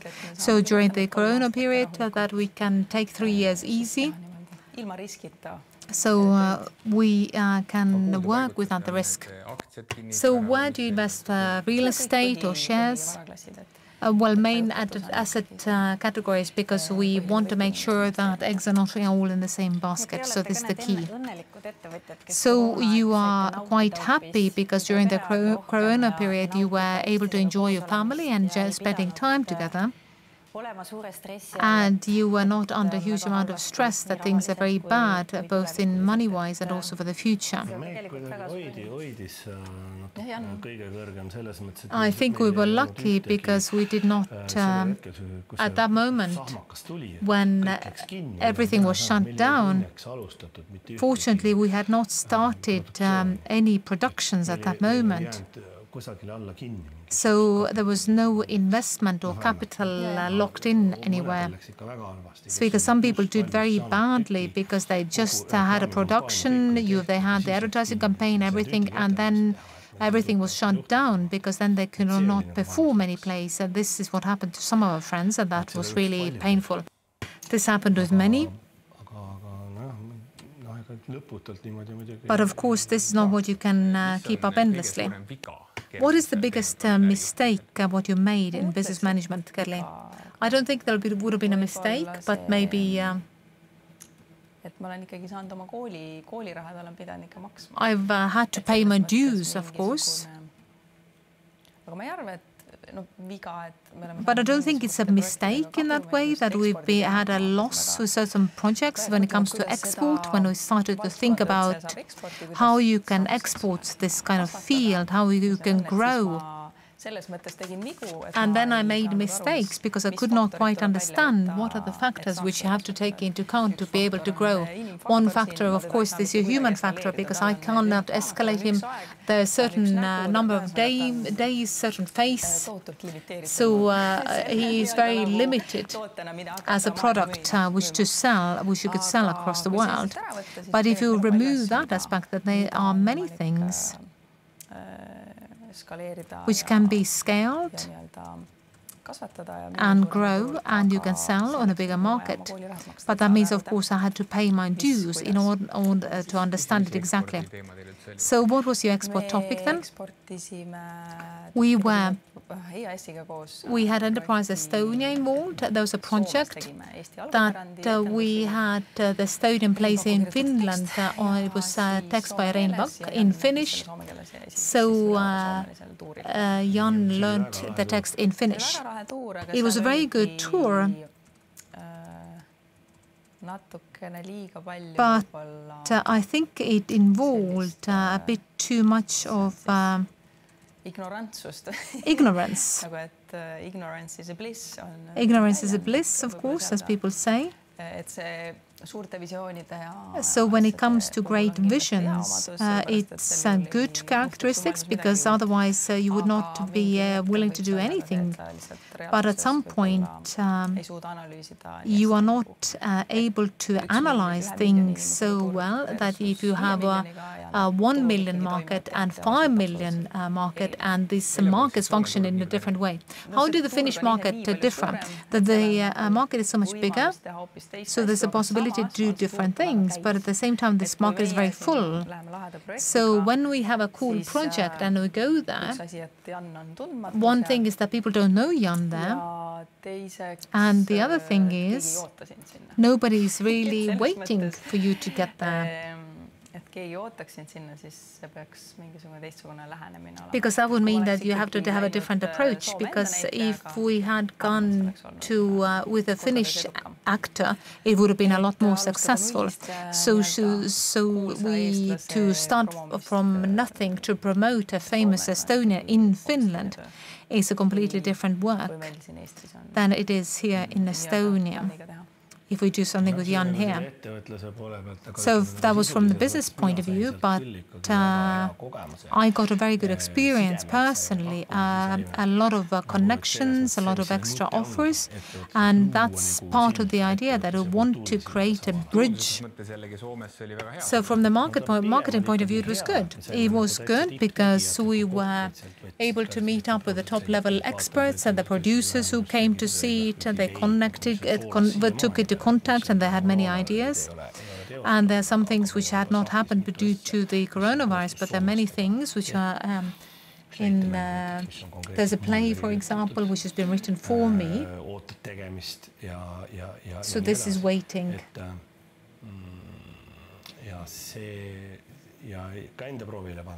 And also, this is something which is important for me to try myself out, what it feels to be in front of a half-empty room, which is not something which does not really happen here. And also, you're going to present in a foreign language and to make jokes to a different audience. I remember being so nervous before the opening night. So this is important. This is not something which we've done before, and this is something which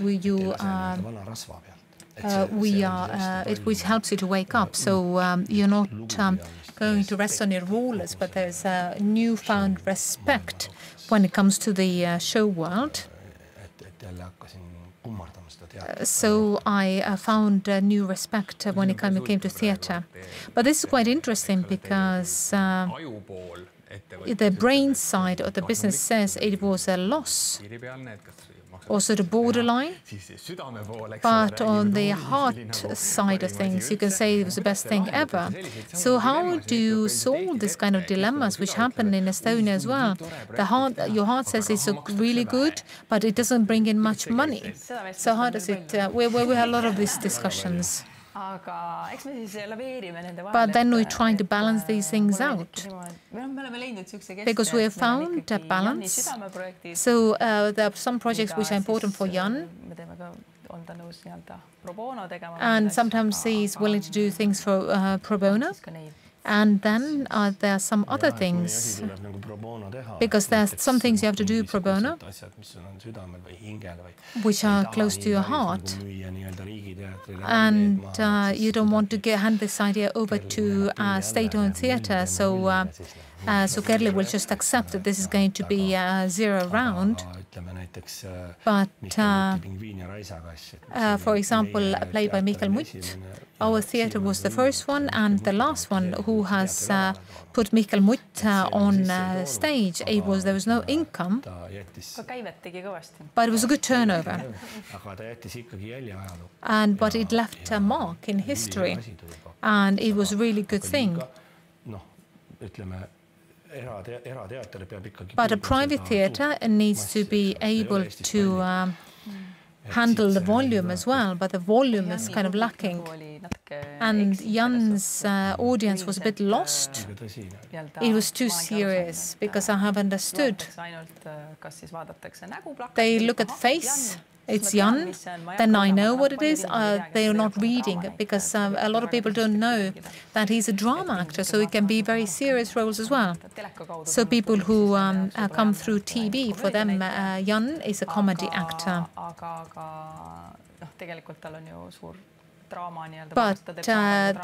But he actually does as much drama as well. So with this play, marketing was a bit of an issue. And we found that the people do not read what the play is about. Is it a comedy and a drama? Oh, the Jan is there, it must be good.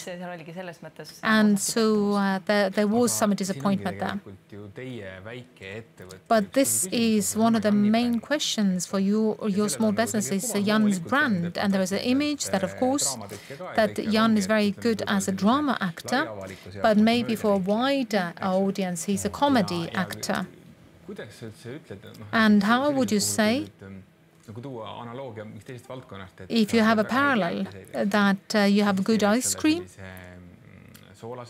and then you make something which is savory, and then people think the same way, that they're expecting a sweet taste and they get savory taste instead.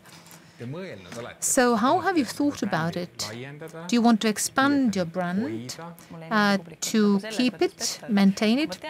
I don't like to cheat the audience, because if I know that people want a comedy, then I'm not going to offer something for a wider audience. But if it's a drama, then you have to make sure that you have a target group who's interested in that. So there are different production, different methods. So you understood what his brand is, then you're not trying to twist it into something it's not. I think that he's also old enough that you can't twist anything anymore. So you also have enough experience and you have seen all sorts of times.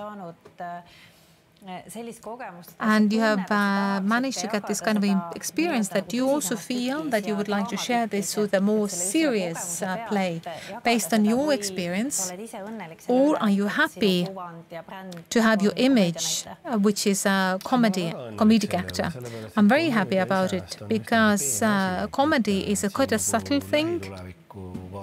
And if you look at the nearest future, I would like to get more subtle with it and more specific. So I'm not going to tell you yet what the genre is, but we have a new generation because we have stand-up people and actors who do their old stuff. I used to be alone in this field, and now there are a few things which I thought about which could be next. Maybe there is a new road you can open. We don't know if you're going to be successful or not, but this is comedy. So serious things, we can hear this from the people that why do you have to have national theatres, but we need them because this kind of state support is critical for a small nation like ours, because poets and serious and weird plays in theatre, so they are very small. We have a very small language that needs to be supported. So if you want us to continue this language, then we need to support culture with the taxpayers' fund. Unfortunately, in my team, to national theatres as well. So I have not burned the bridges because I can do serious things there with the and this is taxpayers' funding.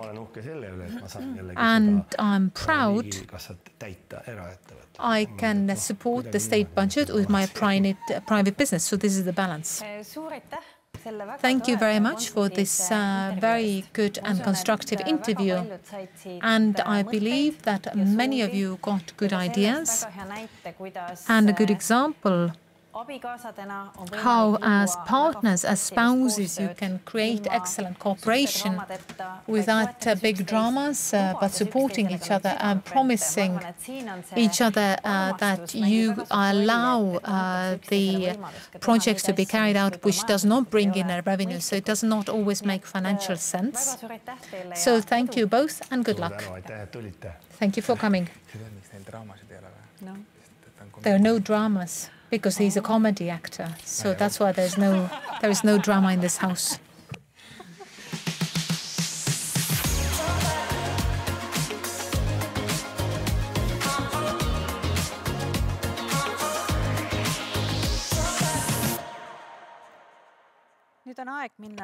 And now it's time for us to have a lunch break and we'll meet again at 1:30. So let's synchronize our watches as in a Hollywood film. So it's 12:01 and we'll meet again at 1:30. And then we're going to welcome Ruth Oltjer and Kristo Timberg, who are running a company which has grown fourfold during the Corona period.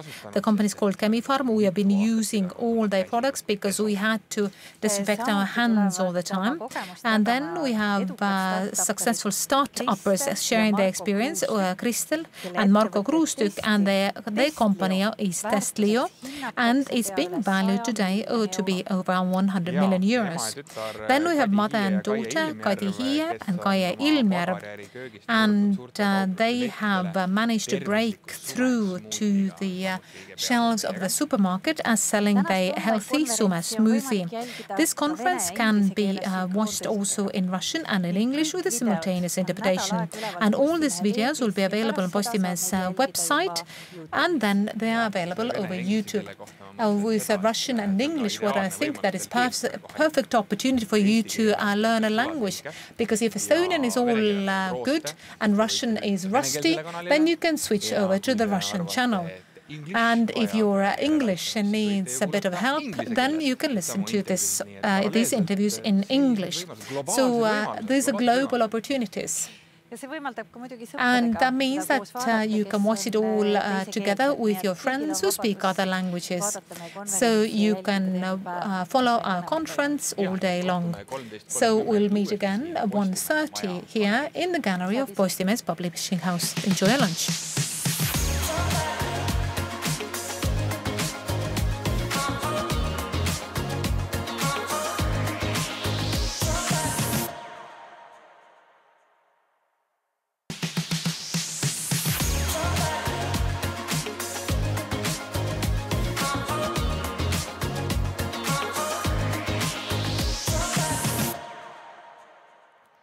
Kell on saanud 1:30 ja ma loodan, et teil kõigil on lõuna söödud. Ja nüüd on aeg võtta see lunch, and now it's time to have a cup of coffee and some cake and rejoin our online conference to listen to the next exciting interview with a very special Tandem. The Tandem works on every level in their case. And if you didn't have a time to have lunch, then the advantage of an online conference is that you can have your lunch now. So we'll be speaking to different tandems today, and we're about to meet Chemifarm managers Ruth Olter and Kristo Timberg, and to remind you, their company grew fourfold during COVID, which is logical because they also manufacture disinfectants. And we'll also be meeting Kadi Hiia and Kaia Ilmerv, who have broken out of their bakery's kitchen to the shelves of large supermarkets with their healthy production. And you can watch our conference also in Russian and English. Next year maybe also Chinese, but this year Russian and English. So get in touch with your colleagues who don't speak Estonian and recommend they join us. There's lots to learn, and these videos will be up for a week when we set up our archive on YouTube. But now, on to the next guests.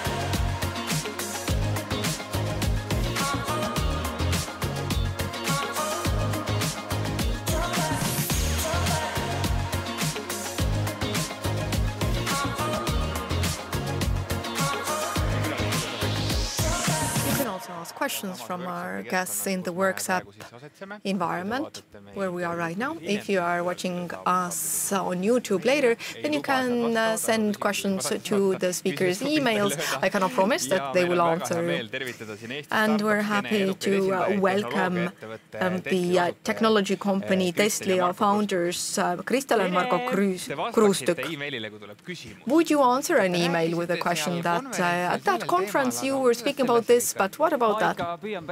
Well, I do try to answer questions as much as I can. A couple of weeks ago, I went to Tartu University and I spoke to young students, and I got 200 questions. I categorized all of them, and I am planning to answer them at one point because there were lots of similar questions. So yes, questions should be asked, but of course, it's not possible to always answer everyone. How many emails do you get a day on average? Well, I try to make sure that we get as little as possible all kinds of rules and spam filters, but when it comes to essential ones, then maybe about 50. I've been able to get it under control. I've not got it under control yet. End of comment. So 200, I don't know. Marko can maybe help you categorize and filter. So he has helped me a lot, and when I open your inbox, when you ask for help sometimes, then I just close my eyes and peek a little bit. You look at it through a filter, yes. Marko, what are the tips to reduce the number of emails in your life? I think we all receive more than we'd like.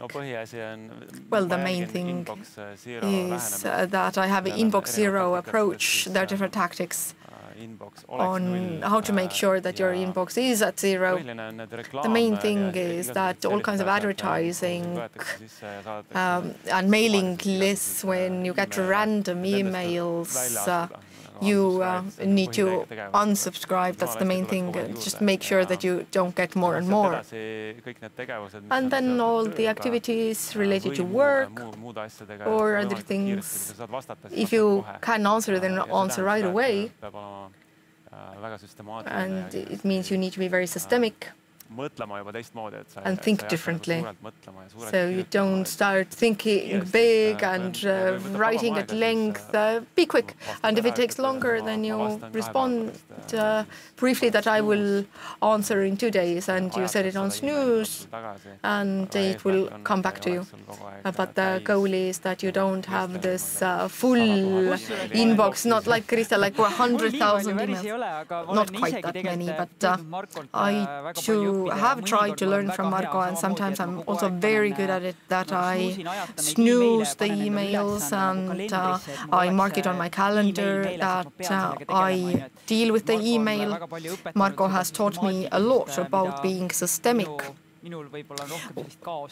And often I sort of am in chaos. So we work well in a tandem. And actually, it means that it reflects how you function in a way. Yes, it's an example of how we complement each other more generally. Are you opposites?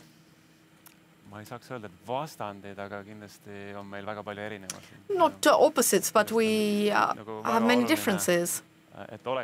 It is important to have common ground. When we speak about the relationship working in work and private life, then you need to work hard to make sure that you have that common ground, and hopefully both enjoy the common ground. I hope that the time you've dedicated to us today is this joint moment for you to share your lives. That definitely, yes. But actually in the past years, or maybe the last 5 years, we have taken the time for each other very consciously. So we are founders of Testlio. We've been working on it for about 10 years now.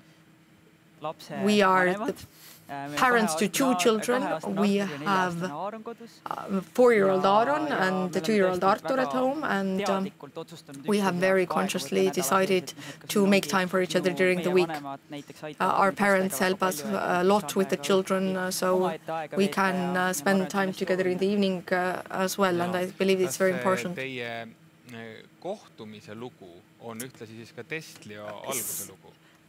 The story of the 2 of you meeting, is it the story of founding Testlio? No, part of it. Otherwise there would be no Testlio, but there was no direct connection. So you met earlier? Yes. 2010. Well, actually. Okay, briefly. In 2008, we saw each other for the first time, where Marko saw me, and I think I saw him, but I can't remember anything about it.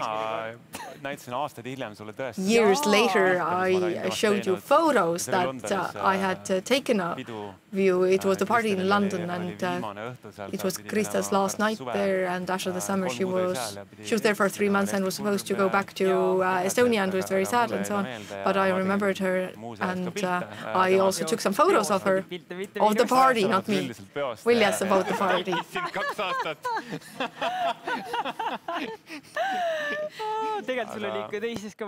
We had photos of other people as well.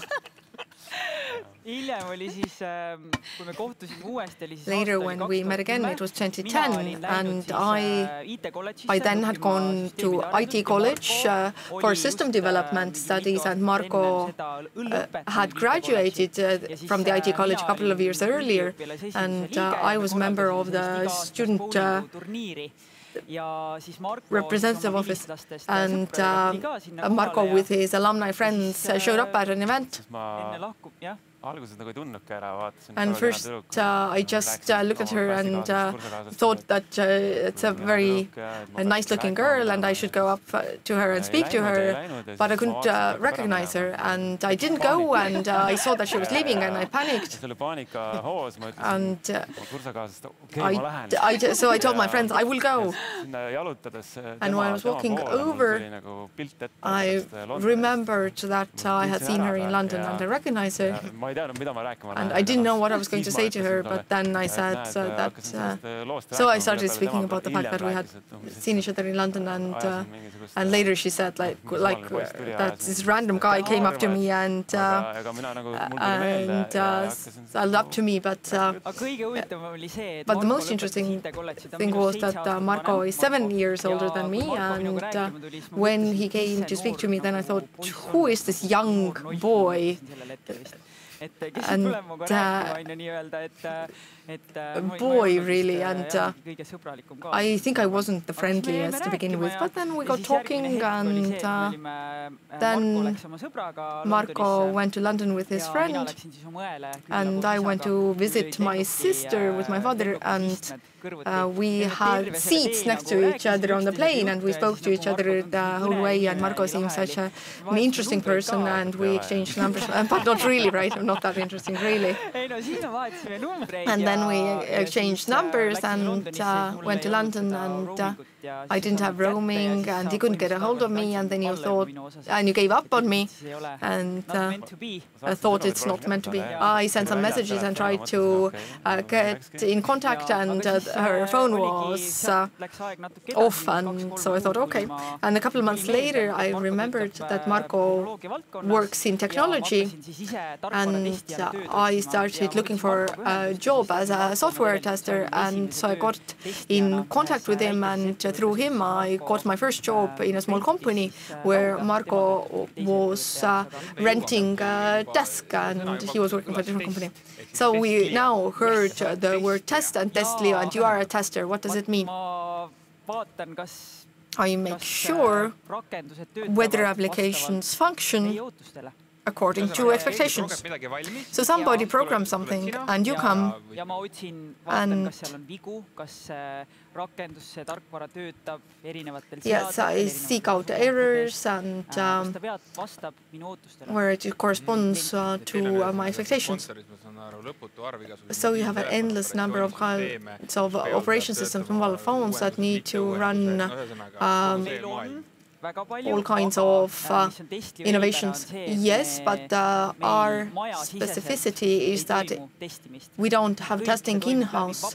It's all through freelancers. So we have a platform that connects freelance testers all over the world, a Brazilian tester with a New Zealand tester, and they test applications together, and then the testers have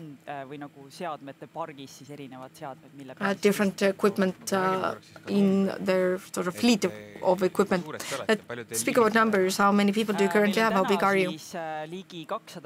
Close to 200 employees who develop our platform, our software, to connect the freelance testers with our customers.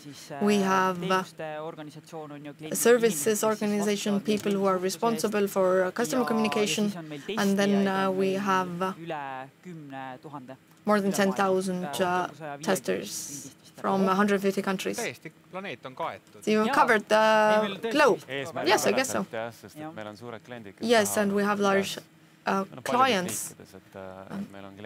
So we have clients who want to test localization in 100 countries so that the language translations look correct, and so we have people to cover all the destinations, and we have a team who will seek out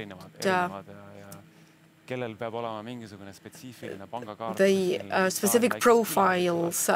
For example, we need somebody in an Italian village with a specific bank card to test a payment solution. kelle nimi võiks ka meile midagi öelda? Microsoft. Who are clients we know of? Microsoft, NBA. TikTok, ma arvan, on tänapäeva. TikTok. Really? Yes. ByteDance on ta nagu emafirma muidugi. ByteDance is the parent company. So you've flown really high, but can you fly anywhere else or have you flown everywhere? Well, I would take a step back because there are probably people watching us who are owners of a small company or just about to establish their company. And I guess everybody listening and watching you, it is this destined love story, but you are two wonderful young people with two wonderful children. So how do you go from the starting point to where you are? What has the journey been like, and how does it feel to now manage such a huge company with such big capital, and what was the initial dream or plan? Testlio got started from my frustration in 2012. We have moved to London. I continued my career as a software tester. I wanted to become the best in the world. And I started working as a freelancer on different platforms in addition to my day job. And the platforms were similar to Testlio's platform. And after a couple of months, I became very frustrated, and I came up with this idea that there should be a platform where the testers can work together more. They are remunerated according to the time, etc., all kinds of nuances. And then I, in London, saw this global hackathon. So a hackathon is a meetup of technology experts and build a small prototype in a small space of time. And I signed up because I understood that the problem in the testing community is large and nobody's addressing it. And then Marko, who has built companies, has been building companies for a long time, started advising me. But we never thought that we could go into business together, because in some sense we had this stereotypical thinking that if you share a life with somebody, then it's not worth. Well, you should keep your private and professional life separate, and there weren't too many role models. But then at the last minute, Marko saw my enthusiasm and said, no, I will do it with you. And we spoke about it as well, and I said that at the moment in London, I was establishing a new company with two co-founders, and I had been working on it for about 4 months, and it was the 5th month. And I was focused on one thing, and from my earlier experience I knew that if you focus on several things, it might not turn out so well. And when the date started arriving and we were discussing the ideas, it was the main price was 25,000, and it seemed so cool. And I had been to hackathons in Estonia and in London before, and Crystal had, and I knew what it was about, and I knew how great the experience itself would be, and I knew the dangers to avoid. And I was a bit concerned for Crystal that when she goes, that it wouldn't work out, because if you take a group of random people, so it doesn't need to be a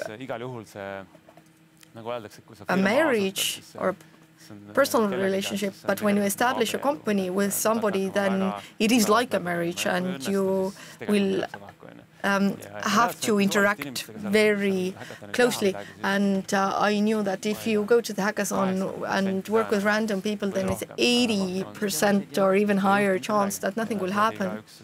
So that was one of the interesting things when we began, that the fact that we hid it What did you hide?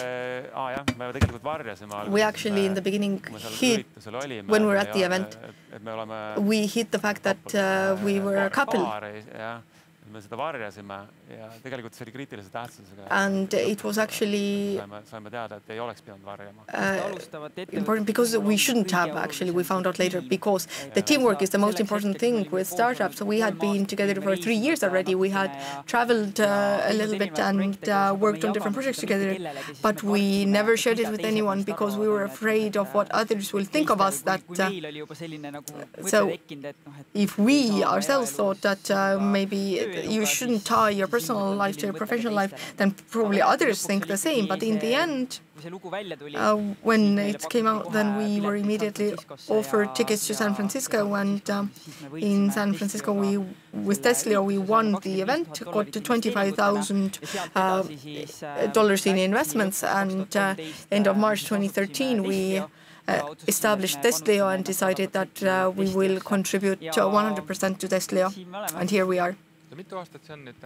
How many years from the hackathon?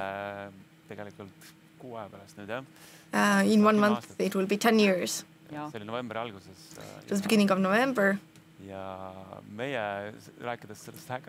And speaking about the hackathon, then one person wanted to join our team, and it was 64 people with ideas, walked up on stage and said, "This is this, come join us." And I joined the Crystal's team, of course. And one more person wanted to join us, but this person's mistake was that when we got in, then in the queue, this person was impolite to me, and so we decided that no, this person will not work. So there was a small chance that we would have had a third person, but so we started just the two of us, and generally the teams are a minimum of 2 people, and the largest ones were about 5 to 7. But we did it just the two of us, and the result was very successful. So when we moved back to Estonia from London in 2013, and then we went back to basics, we went to live at Marco's parents' house because, well, we had never planned on going into business together. I didn't have any savings. When we were living in London, then we were living from month to month, and he was a startupper, and we didn't have much of resource, so we went to his parents' house. But we never thought that, that we already have established a certain standard of living or achieved something that so we cannot come down from that level. We never thought that. We just felt that the Tesla idea is so wonderful and we can change so much. So this vision really inspired us, and as founders we enhance each other. So Marco looked at the technology side from the first day, designed the platform. I, on the other hand, was hiring testers, sales, communication with investors, though we worked together on the investor communication, but we didn't really step on each other's toes much. We just encouraged each other to do what we're good at. But I'd say that in the early days, I really struggled because I had no idea what would happen. And when we established Tesla, then we went to the US quickly. We went to an accelerator program, and I remember how we met with 90 different entrepreneurs and successful investors, and they all gave feedback on Tesla. Some said it's the best idea ever, and others said you need to pivot, so you need to completely change your business idea because it will never work in its current form. And I took it very personally. I mean, how can you tell, say something bad about my baby? And Marco was always the strong man beside me who had seen the downside, the difficult side of business and always supported me and said, we'll manage, everything will be fine. And here we are. And so Krista's passion is testing and building the company.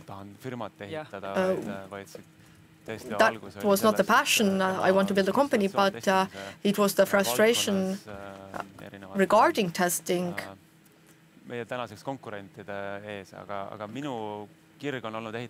But my passion has been building companies, and I've been doing it since 2001. My twin brother, during my first year of college, said, let's start a company, and we did. And started selling a service. I programmed web pages and IT college first year of studies. And since then, I've been passionate about building companies. So when it comes to Tesla, then this was really my passion, this testing, and I've been joining in with people who are keen on ideas, so being a technical co-founder. And if you don't have money, then you have to do everything. So I've done all sorts of things, programming, well, testing as well. So Marko is superhuman because he knows how to do everything. It doesn't matter what kind of challenge you're going to give him, he will solve this. And his strength is that when the times are hard, he remains calm. And this is one thing I have really learned from him a lot, because before we had some problems with the clients, for example, with the testers, then I took it very personally. It was very hard for me because all these problems were personal for me. Then Marko, as the first thing, always thought about, okay, we have a problem, but instead of focusing on what's the worst thing that can happen, let's start solving the problem. And this is something I have learned from Marko. So what does it mean when you're building companies? Because you said that this has been something that you do. So what does it mean? So what I enjoy about it is that I get to build something that people buy, or it benefits people. So programming. So I like to use technology in order to solve some business processes and some questions. Because programming is that you sit down one evening, you do something, and people can use it. And I really like that. And in addition to that, you get to build a company. So to provide a house, because you can do a lot without a company. You can offer services, you can register some sort of website and start offering services, because you don't have to do it as a company. But building a company is an interesting activity.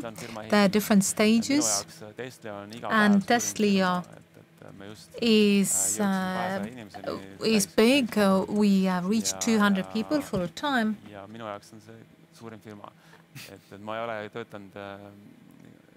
So I haven't worked in Skype or Pipedriver-wise in Estonia. So as a user, I find that these stages are very challenging, because there are stages where you feel like at home, or there's a stage where you have an identity crisis, because we've both experienced these stages where you have to figure out what you do as a user. So at some stages where, like at the very beginning, where you have to do everything, you have to do all. And I was quite happy, since I knew that I had already started companies with different co-founders, so we've tried cooperation.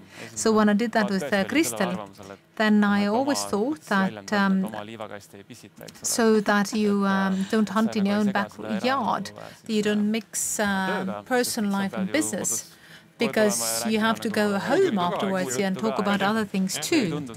So it didn't make sense. So I always tried to keep away from this. So when it came to relationships and high school or at school, you don't want to have your girlfriend from your own class. I think this is where it started. But first thing I noticed with Kristal, as we started the company, it doesn't matter what time you had the meeting. After the hackathon, because they invite us to come and talk everywhere. So 11 o'clock we had a meeting. And we started to prepare for the morning, for the presentation. But otherwise, your boyfriend or girlfriend, or if you're not living together, you have to arrange meetings. So I had co-founders before who had children, houses, obligations. Then it was very hard for us to meet even once a week because you want to move a lot faster at the beginning. So I think it was an advantage for us because we could move fast, we could quickly faster solve the problems. I remember the anxiety was so high because I couldn't sleep at night. And 3 o'clock was like, come on, wake up, we have to talk about this. And then you get your problem out there. And then you can get back on earth again. Marco says everything is fine. But if you live like this for many years, then we understood that we have to take this time to be away from work. And then we decided that when we get home, we try not to talk about work. So once we're home, then this is the time for the family. There's a time when we went to a restaurant, we could not talk about work. Let's not talk about work. We were trying to focus, and then we still got back to work. So on one hand, it's very exciting. Okay, let's not talk about work. But so what do you talk about? And then it was like silence, trying not to talk about work stuff. So there are moments where you have more stress. But 2 little boys at home, I'm sure that they want their own meetings with you. And I'm sure that this is a very good discipline factor. So you plan your time with your children, because children always help you to say no, because you would not say no for yourself, but you can say that for the children. So if you have a growing company, how you can create this understanding that this is now the time to have children? So how did you organize your work around it? 4 years ago, I think we had 60 60 on our team, and then I understood that I don't want to be a CEO. I don't like the job of a CEO. I don't want to sit and watch spreadsheets and think about long-term strategies and implementation, how to develop the executive team. So we hired a CEO. So that is 4 years ago. And then CEO has developed our company so that today I am a sort of separate person, so free radical. So that means that today I can focus on my own projects.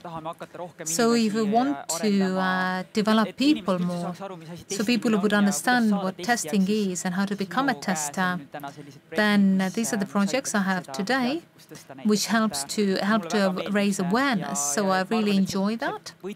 And I think that is the key, that you either hire people because you delegate your tasks, then you have different types of CEOs. Maybe I would have been able to continue if I had hired different people to fulfill different roles. But we have a CEO today who is dealing with the running of the company. So we are members of the management board and we work on long-term strategy issues. We hire people to have different roles. So coming back to children, and then this is what we have created space for ourselves. so we can have time for children. So hiring a CEO happened at the time when the first child was born. So we had to travel back and forth to the United States as well, because most of our clients are still in the United States. So today our clients are across the world, but United States is the main location. So the company grew that much that we have to be closer to our clients. And we didn't want to move there. So we were always on this threshold that we didn't want to become a tax resident in the United States. So that means you have to spend less than the 6 months in a year, and we were below this threshold. And at some point that became also a bit troublesome. So we thought we will hire a CEO, and that helped us to get new breathing as founders, so we could have more freedom. And when the children were growing and the second child arrived, then it became even more important. So why? It was more important compared to a company in one time zone, because then for us, if the United States wakes up, then it's evening for us. So 5 or 6 o'clock, if we have our meetings, which we used to have them at 6 o'clock, now that it was 5 o'clock, where across the world we got people together. We have more than 30 countries represented. But if you are CEO, then all the meetings start in the evening and last till 9 o'clock at night. So then it becomes a bit complicated, but this helped us free up a lot of time. And you understand what your strengths are. And with Marko, at this point of time, when you made this decision that we have to find somebody who will be dealing with the management issues, then it was really freeing, because I understand that I don't have to meet certain expectations that a society has set for you, but rather you do what is important for yourself and what you enjoy and what makes you happy. And what I enjoy is the testing community, also awareness of people. So this is what I like, and I really enjoy that now 10 years later, when we started with Testlio, it still feels that we are very much at the beginning, at the road, when people ask me, where do I see myself in 10 years' time? And then I feel that testing is what I want to do. This is my work in life.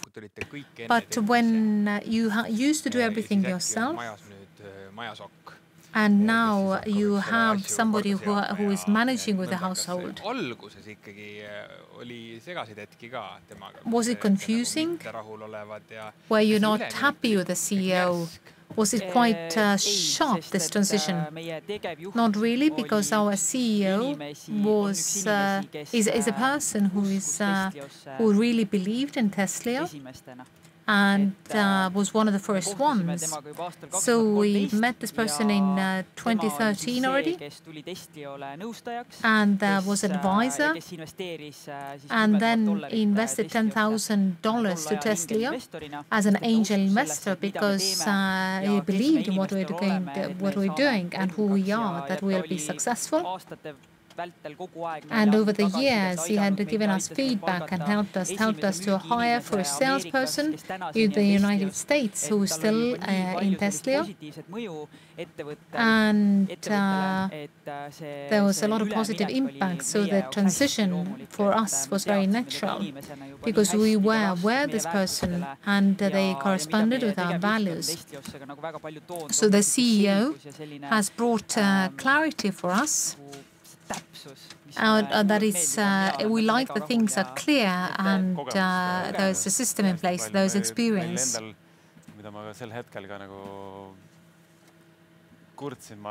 What we were complaining about, and we didn't want to make all the mistakes ourselves.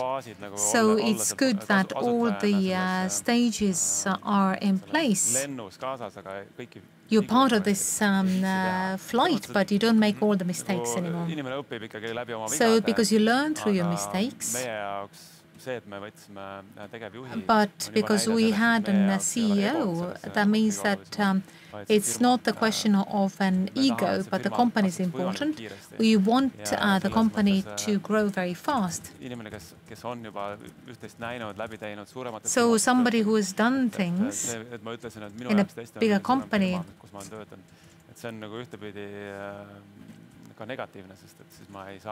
but it can be negative sometimes because I can't help the company because they can't foresee all the dangers. So,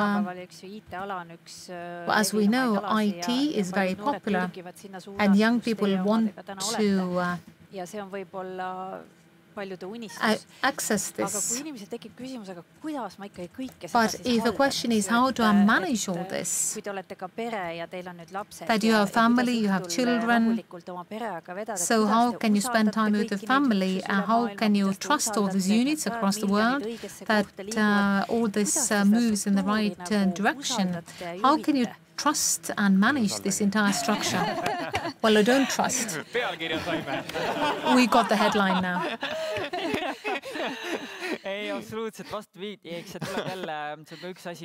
I think that this is one of the things which comes through experience and the natural growth.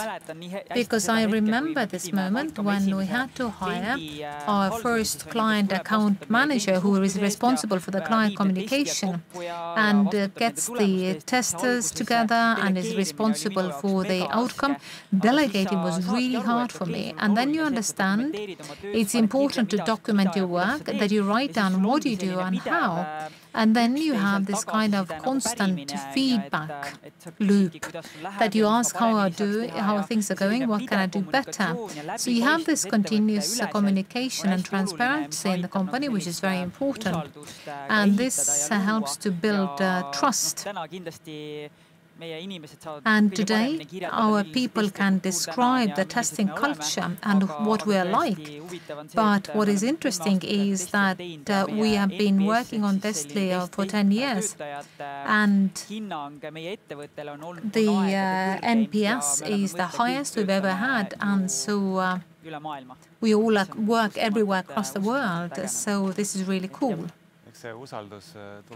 So I believe that this is the confidence you build through trying to prove yourself, because people prove that they are worthy of trust. And of course, in the business, what is important is that somebody lets you down, but you have to work on it starting from recruitment, because if the recruitment is not successful, then you have to correct your course very quickly. So there are no illusions, because at the beginning we were crying at night when the first person said that they will leave. And then we realized you cannot really avoid mistakes in recruitment, and creating this culture, because maintaining that culture, managing it is something which is a very important component as the company grows. And this is something which helps to build trust. So how do you do that? How do you establish your culture in Destly? Culture first starts with founders. So culture, it is us, first of all. So we hire people who are the people we like. And at a certain point of time, we should start thinking about it, that this is the choice which needs to be complementary. It's not too lopsided. And since we are complementing each other, although we might be opposing each other, then we were able to get these complementary skills. So we have a diverse and inclusive group of people. So one of the main values is inclusion. So today we have involved over 30 countries. So we are very inclusive in every sense of the word. So this is something which is adds value. But we first look at the values which people have when you hire them, regardless of the ethnic background or religion, but the core values that you are a good person. So how could you find that out? So 3 years ago, we were sitting down with our team because our CEO established this task again, that let us review the Tesla values. And then we had about 20 or 30 people in our working group who all started to describe people around them. And so this is where we found these more specific values which describe our people. And so they are our values also today. So this is important, and we communicate that within our company. So we have weekly recaps, so all our people understand what is happening in our company, what is being done by different departments. So we have all hands meeting on a monthly basis where Steve or myself, we talk about a specific Tesla value, giving an example of a person who was very kind and a good person, helped somebody else. So we bring example how we are promoting our values on a daily basis. Be kind is one of the main things. So if you step in, then it says kindness is one gift that anyone can give. So this is different from other companies because many companies have a very macho culture that getting one over somebody else is part of the DNA. So we are looking at kindness, and when it comes to recruitment, it's something which is difficult to identify. So therefore we try to find this.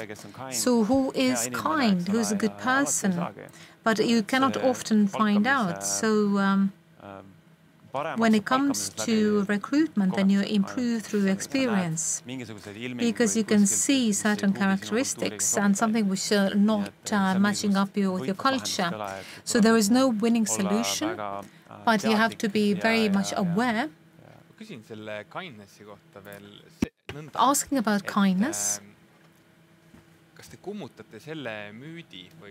are you ready to bust this myth?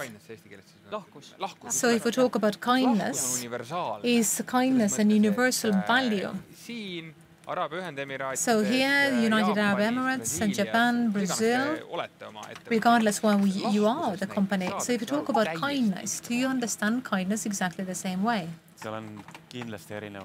So we have certain differences, but the roots are the same. Good people are good in the heart, and they want to do good for others. So they don't stab you in the back.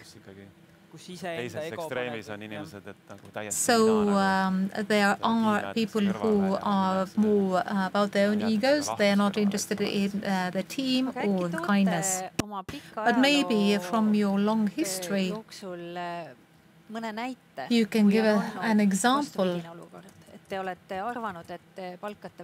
that you think that you hire somebody nice, but things have gone really wrong. So how can you cope with that? Because I understand this company is very personal for you. So if something has happened, if somebody is stabbing you in the back, then we need to talk to this person to understand, is this now an issue of unsuitable culture, because the person thinks that they are coming to a different culture, and we have to do a lot of work describing our culture, that you have different understandings, then this is our problem as well. But if certain things are in place, where we misunderstood them, and then we find out it doesn't work out, then there might be conflicts and other issues. Then at the end, there is no other solution but to go our separate paths. But of course, Every person has a place. If they're not suitable for us, they're suitable for somebody else. And if we have investment companies, if you have a boiler room where you have to get one over somebody else to be a winner, then in some companies it works really well, but we do not really need that ourselves. Our sales team is a team which works together. We want to have some athletes as well, because I used to be a runner myself. Estonian champion here, actually. Well, actually, Baltic champion. So this is important because it's character building. As an athlete, you want to go through everything to win, but you don't have to be mean to others. There's a balance. So if you're kind and you have a athletic background, then there's a lot, or it says a lot about you. So one thing, if you talk about recruitment, then I always remember how we have learned to trust our gut feeling throughout the years. So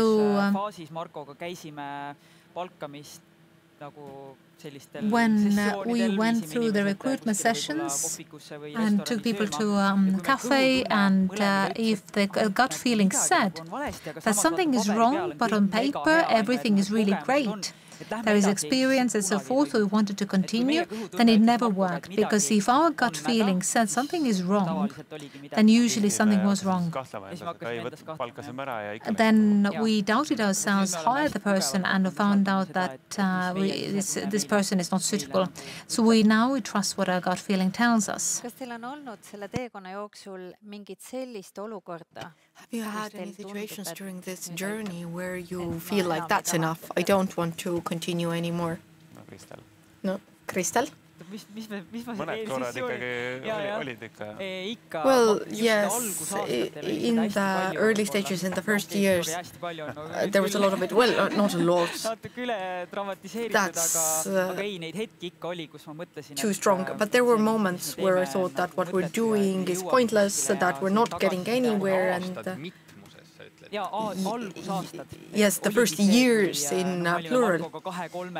So there were like 3 to 5 of us. So there were difficult moments when I thought I'm not fast enough, or clients are not happy with us, or not happy.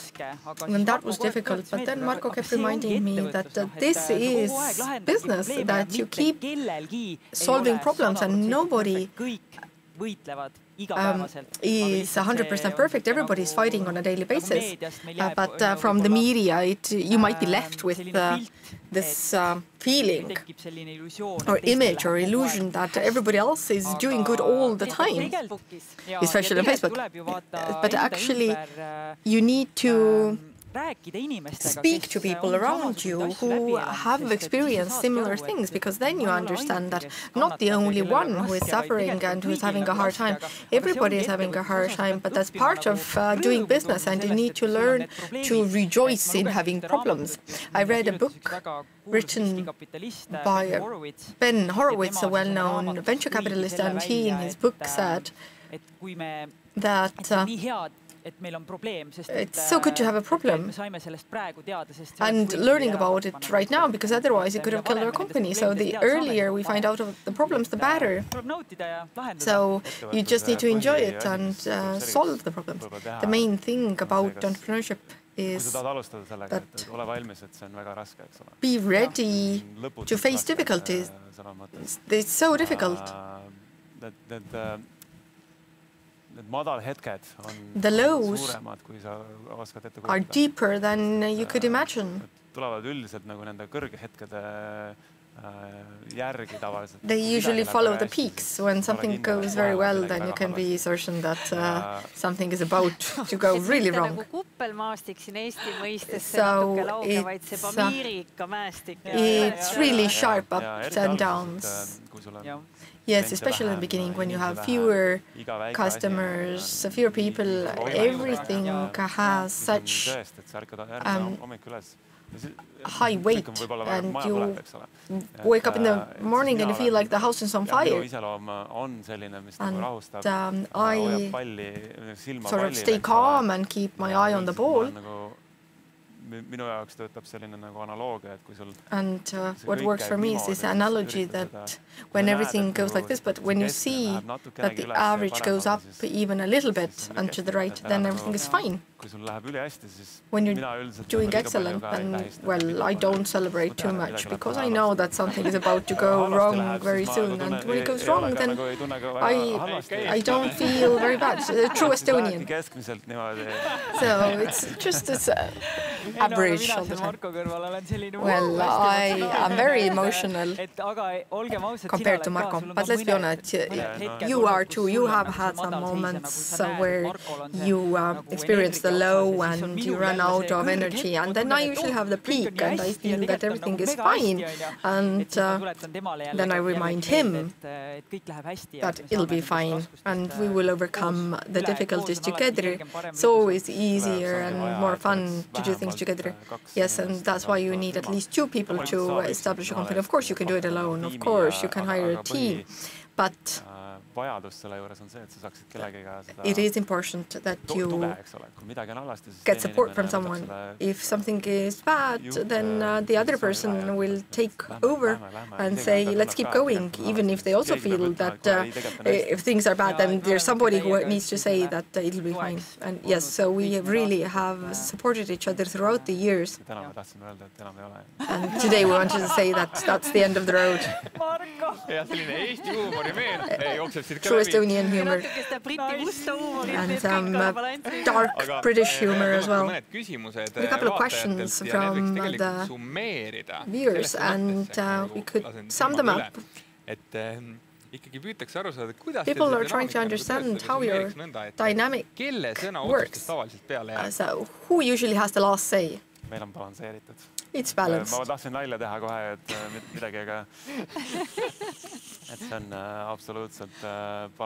It is balanced. What's interesting with us is that throughout the years when we've been working on Tesla, we have had very few conflicts. So most of the time we so have similar ideas. And what works well is and is great for quick growth in business is test everything quickly. So you think you're right, okay, let's try it.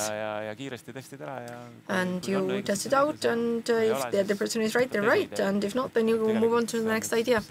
So that's one way. One of the pillars of building a company as well.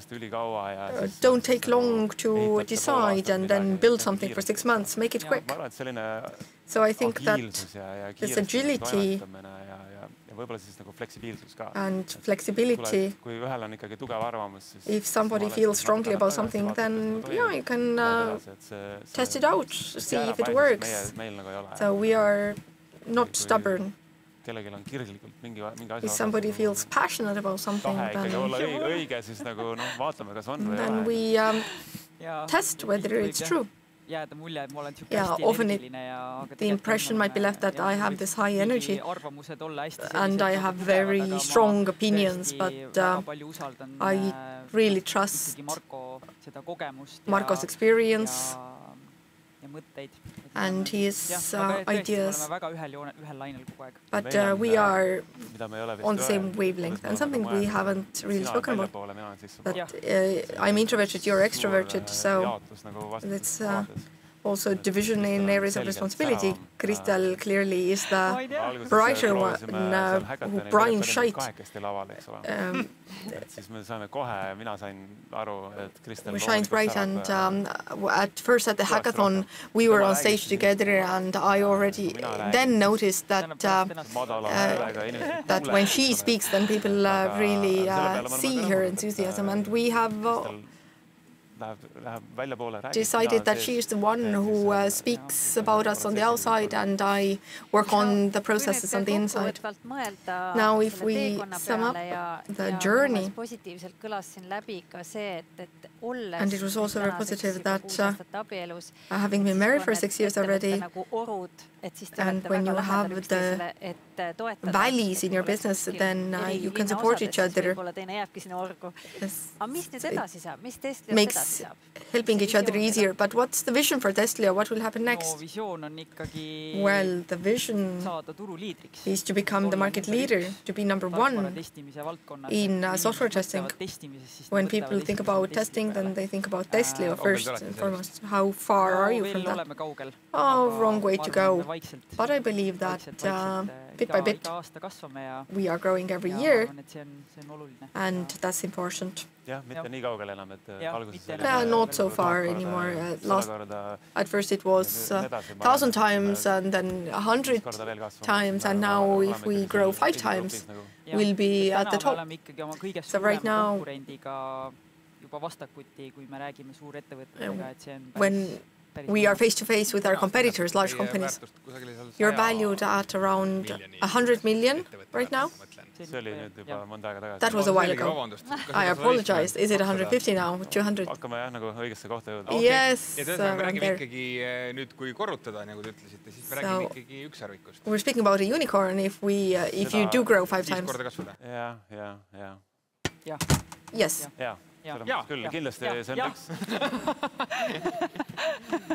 If the question is whether we will exceed this limit at one point, then yes, definitely.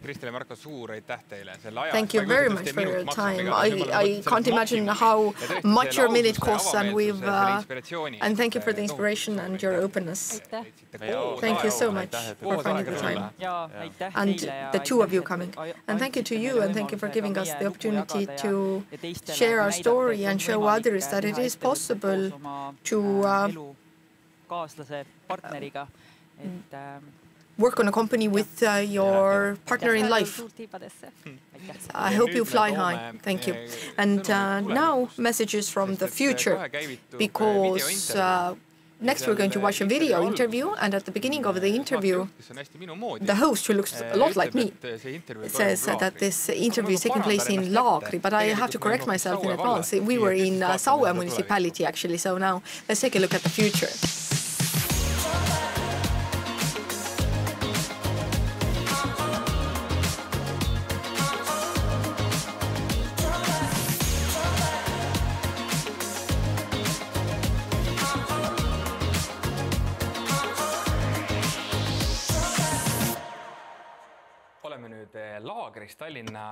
We are in Laagri now, close to Tallinn, in a company called Chemifarm, with about 70 employees. And the turnover last year was 15 million, 1.5 million profit, and 85% of the production goes for export. And now we can take a look at what takes place downstairs. We are upstairs right now, but you can see that downstairs there's also work being done, and beautiful organized production company here in Laagri, and at the back they are establishing even more manufacturing premises, so the disinfectants and other products are in such high demand, and the company has been so well managed that it's a joy to see it all. And we are speaking to heads of the company, Ruth Olter and Kristo Timberg. Hello. Hello. Ruth and Kristo, what does it say on your business cards? What's your job title? I am the chairwoman of the board. And we have this C-suite titles CEO and COO, so I'm COO, basically the managing director. But you're equal, you jointly manage the company as two equal partners. Yes, for quite a few years already, for many years. How many years? Kristo, is it 9? No, not quite, but 8 years. 8 years to manage a company together. What was the company like 8 years ago? Well, it was much smaller, fewer people. It seems that there was as much work as now. And well, when Kristo joined, then things got much easier for me. And you are also his mother-in-law. So Kristo came on board through a different route, actually. Well, no, actually, because Kristo was already working with us earlier when he was in school, and when he went to study in Glasgow, then he continued to work on our projects. But when he graduated in Scotland and came back, then he went to work for KPMG. Actually, I've been on board from earlier, and I was working on Asian projects when I was in university. So actually you found your spouse through work? No, I found my spouse earlier too. So it's all been a natural flow. But it seems quite untraditional, Ruth, that you work with your son-in-law. I don't know. It has been so natural for me. I don't really think of Kristo as my son-in-law, very seldom. Yeah, that's good.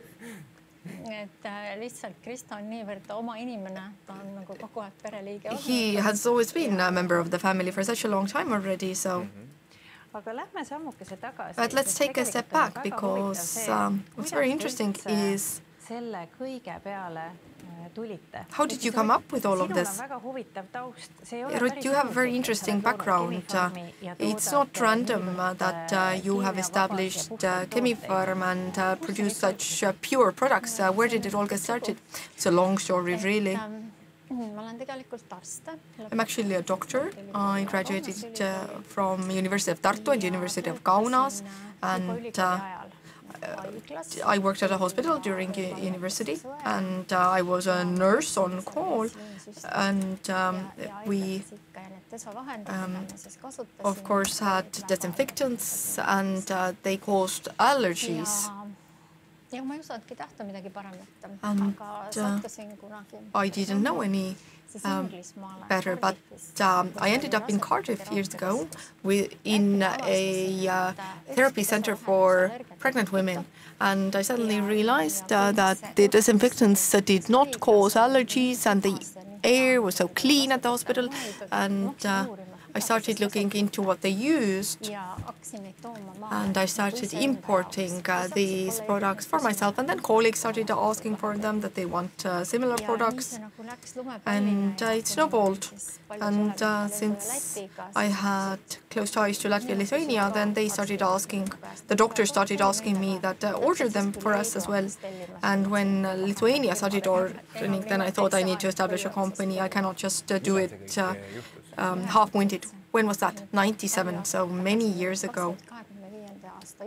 So we this year celebrated 25th anniversary. And well, inhaling chemicals and using them is no joke. When we walked around your production premises today, then the air was really clean, and there was no artificial scents, and you suffered from asthma. So working at the hospital really was bad for you. Well, yes, but right now I'm fine. Life continues. Coming back to the tandem management, then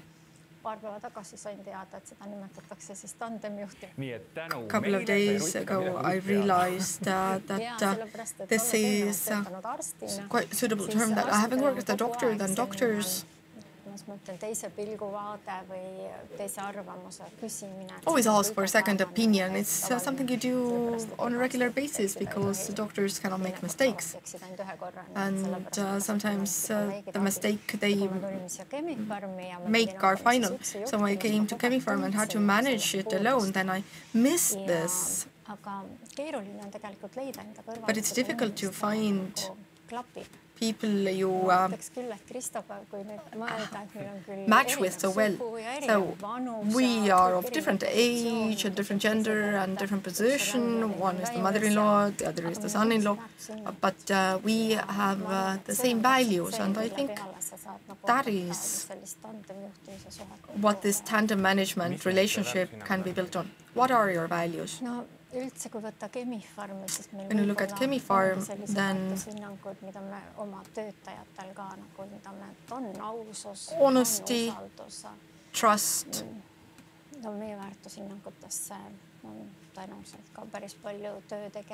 and diligence, innovation management, science-based thinking. And we look at everybody as a member of our family, and we said it ourselves. We try to cultivate it, and others who have visited us have also noted that. Yes, and it's been that way from the very beginning, that when we started we had 12 people and we did everything together. So soon your family will expand when new production premises are completed. So you have a very large family, and if you can retain this sense of family with a big number of employees, then that's very special, as we like it. How do you take care of this sense of family? Our attitude towards everyone is like we treat our family members. It's not that you're not allowed to speak to somebody, or we have examples of some years ago, somebody from production or warehouse left, went to a competitor, another company, and came back after a while and was very happy with us and said that there I was just a number, but here the production manager knows my name. And so we try to maintain this personal relationship, but also all kinds of events that don't seem very important, but actually they are, be it summer days or celebrating birthdays. All these things we celebrate together, and we try to take care of each other. Right now you have 70 employees. When you hire more people, then it'll be a cake every day. Exactly, that's how it is. And recently what we've done is that we celebrate birthdays during the last days of the month. But it doesn't mean that we don't congratulate people on the correct day as well. And we have Facebook pages where we can congratulate each other and share information that seems interesting for others as well. And when somebody has a concern, they can always come and ask, and you can go to managers on any level. Since you have family ties as well, then do you bring employees, families to your company events like summer days? Well, both ways. We don't organize family events that bring all your family members, that will get very big. But yes, you can bring your partner, and try to sort of have a mix of different types of events. How have you divided up work? It's just sort of evolved somehow. It's not that we sit down and divide up the tasks. So do you go against the theory in some way? And how has it turned out? So Chris is involved in-house with management, and I focus more on new strategies and public sector relations and external relationships. But we also sort of cover all areas that are necessary, that sometimes say that, like, can you go to that event tomorrow? And I was about to say the same, that I have tried to look in-house and looks outside the company more. But like she said, you get a call in the morning that today you need to give an interview, or we need to go there and meet someone, and or vice versa, that I don't have time to speak to somebody or organize something, then it just sort of evolves somehow. And over time, there are certain topics that one deals with more and the other less, so, and it sort of turned out the way it has. But we have the privilege to speak to the two of you together. That's not very usual. Yes. So it's interesting tandem management where you do things alone. Well, it's a danger we need to mitigate, that we don't do everything together, because then there's no point. If we solve the same problems together all the time, then you can do it alone. Yes. And the idea of this tandem management is that we can resolve situations quickly, we can move forward quickly, and it accelerates the developments. And you mentioned that one of your pillars and successes is about values, shared values. But what are the personal traits when a young entrepreneur or just entrepreneur is watching your interview and thinks that maybe I haven't had the best partners in life, that there have been some differences of opinion, but they do want to work with somebody, then what should they pay attention to? What personal characteristics should be the same, and what should be different? What did you say? There are many, actually. First, a team player. It's very difficult to be in a tandem with authoritarian management. You have to take others into consideration, and you need to have trust. Because what is a tandem? It's sharing, learning, and being willing to do all of this work. So one thing I would like to add is that you don't have one formula that this is the person you need to choose and then it will function. It's just you have to make sure that things click between you regardless what is the system. But one thing we have to understand is that if you want to share the management burden, you want to do this with someone, then you have to be ready to let go of certain topics, because especially, well, it's all the levels, but if you talk about the top-level management level, then all the top-level managers are a little bit egoistic. They want to make their decisions and so forth, and this is, of course, natural. But if you would like somebody to help you, then you have to be able to let go, because otherwise nobody wants to be with you there. This is the reflection which comes with tandem management. It's like going to a coach that you talk about your ideas, and then you see what the coach will answer. So where you will end up. Because we communicate actually a lot. Although we might be working on different fields. Yesterday we had a meeting which ended about at 10:30, which is not sensible for a meeting, but now if we needed to do that for today, then this is how it was. So reflection you get sometimes is it sometimes a bit of a shock that the reflection is such that you understand you don't want to continue like this, you have to change things. But it can be uncomfortable because somebody else has reflected you very honestly. No, there is no discomfort because at least I have not felt it. But yes, indeed, sometimes we see that you have to be able to discuss your doubts.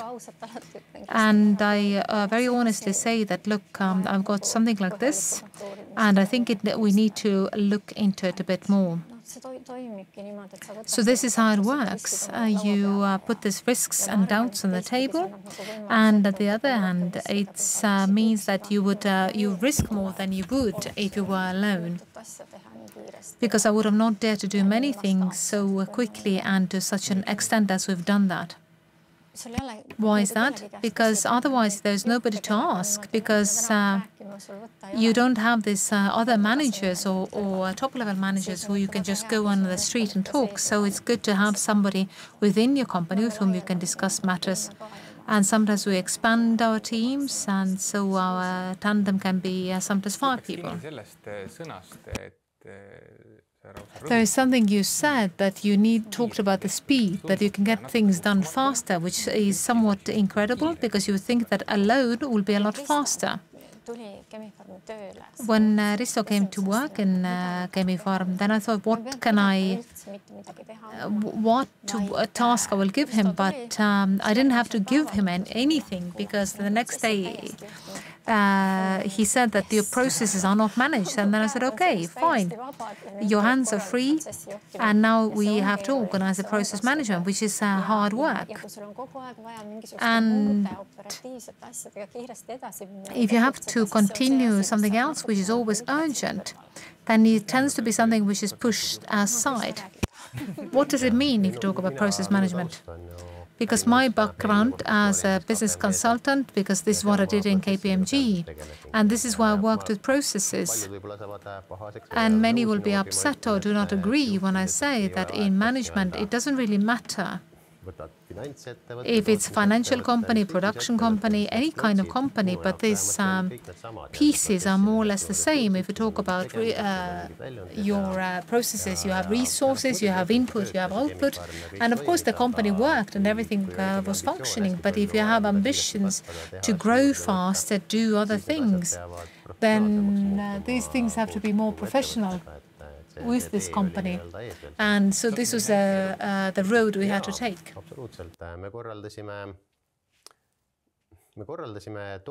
Because we organized this production process on the production floor, so we reorganized the shop floor. And we did that many times because I think we rearranged it 3 or 4 times to test what's the best way. And the 2 objectives, one is that the processes will be organized, first of all, mapping them and describe them. How do you do things? And the other thing, the other side was that we want to make sure people get used to change, that change is okay. And change is a normal process or situation where we are constantly.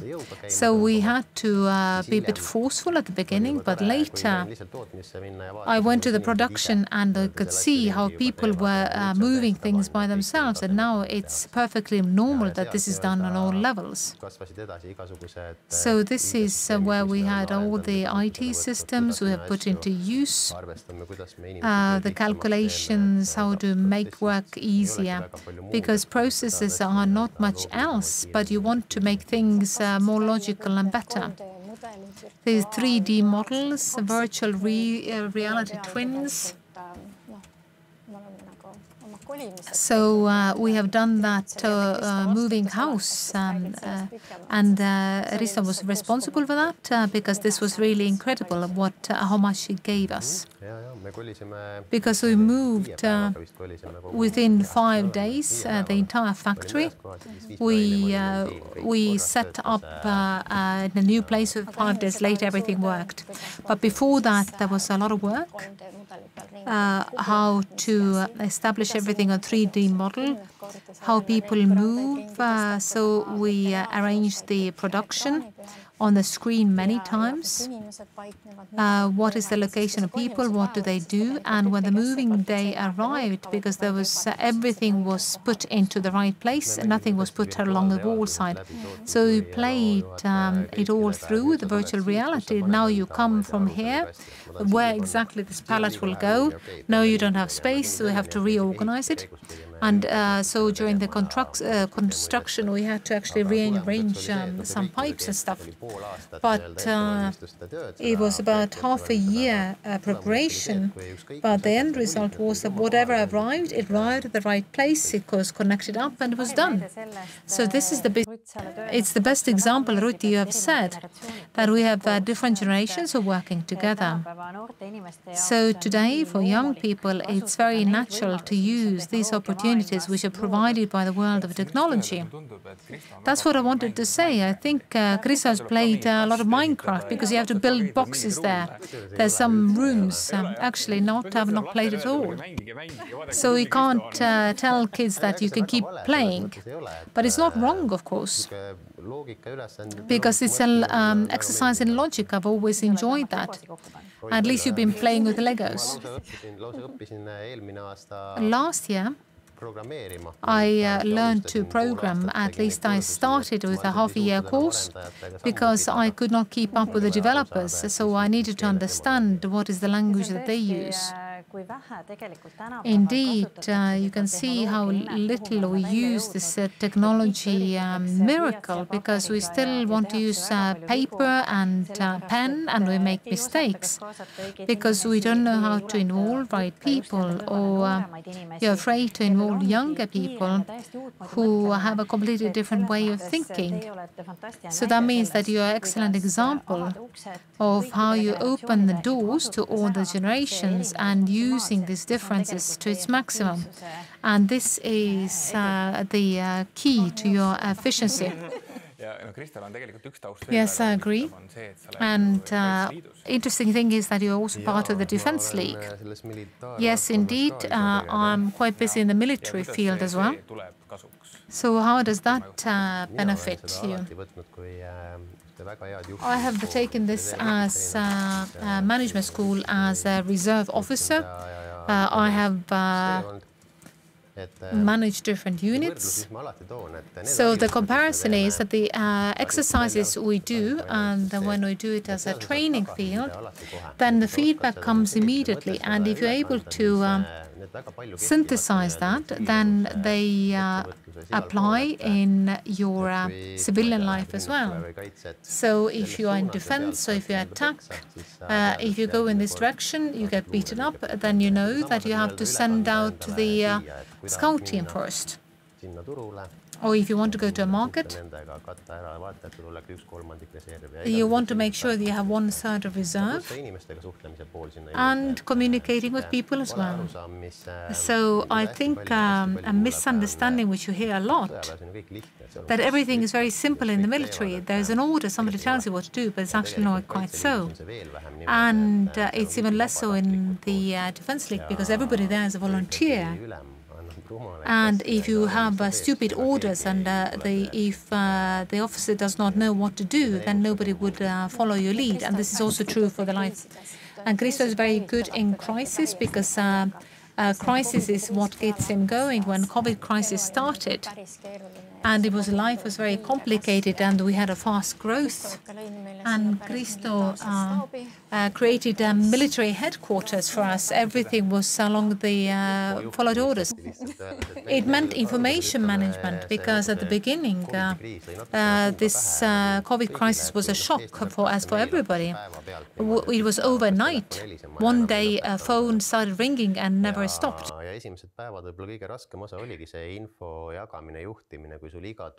Sharing information was the hardest, because every hour the situation changes. What are the products? What are the raw materials? Who is healthy, who's not?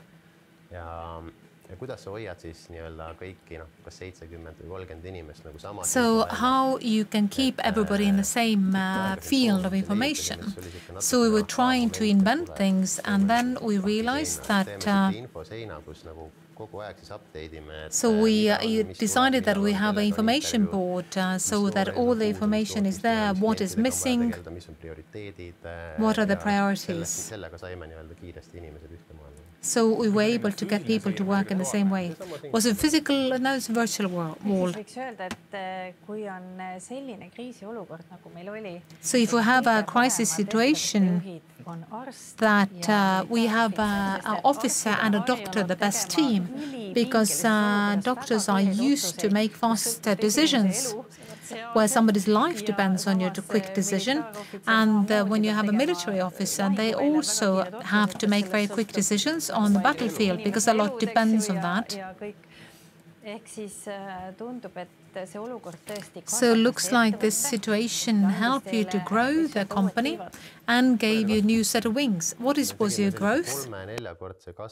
It was a 3-4-fold growth in 2020. And the most exciting part was that it was not throughout the year, but the acceleration took place over a few weeks or months. So 3 weeks, and then we thought we were very slow, like do something to make it faster. Because demand was huge, and it was an incredible situation where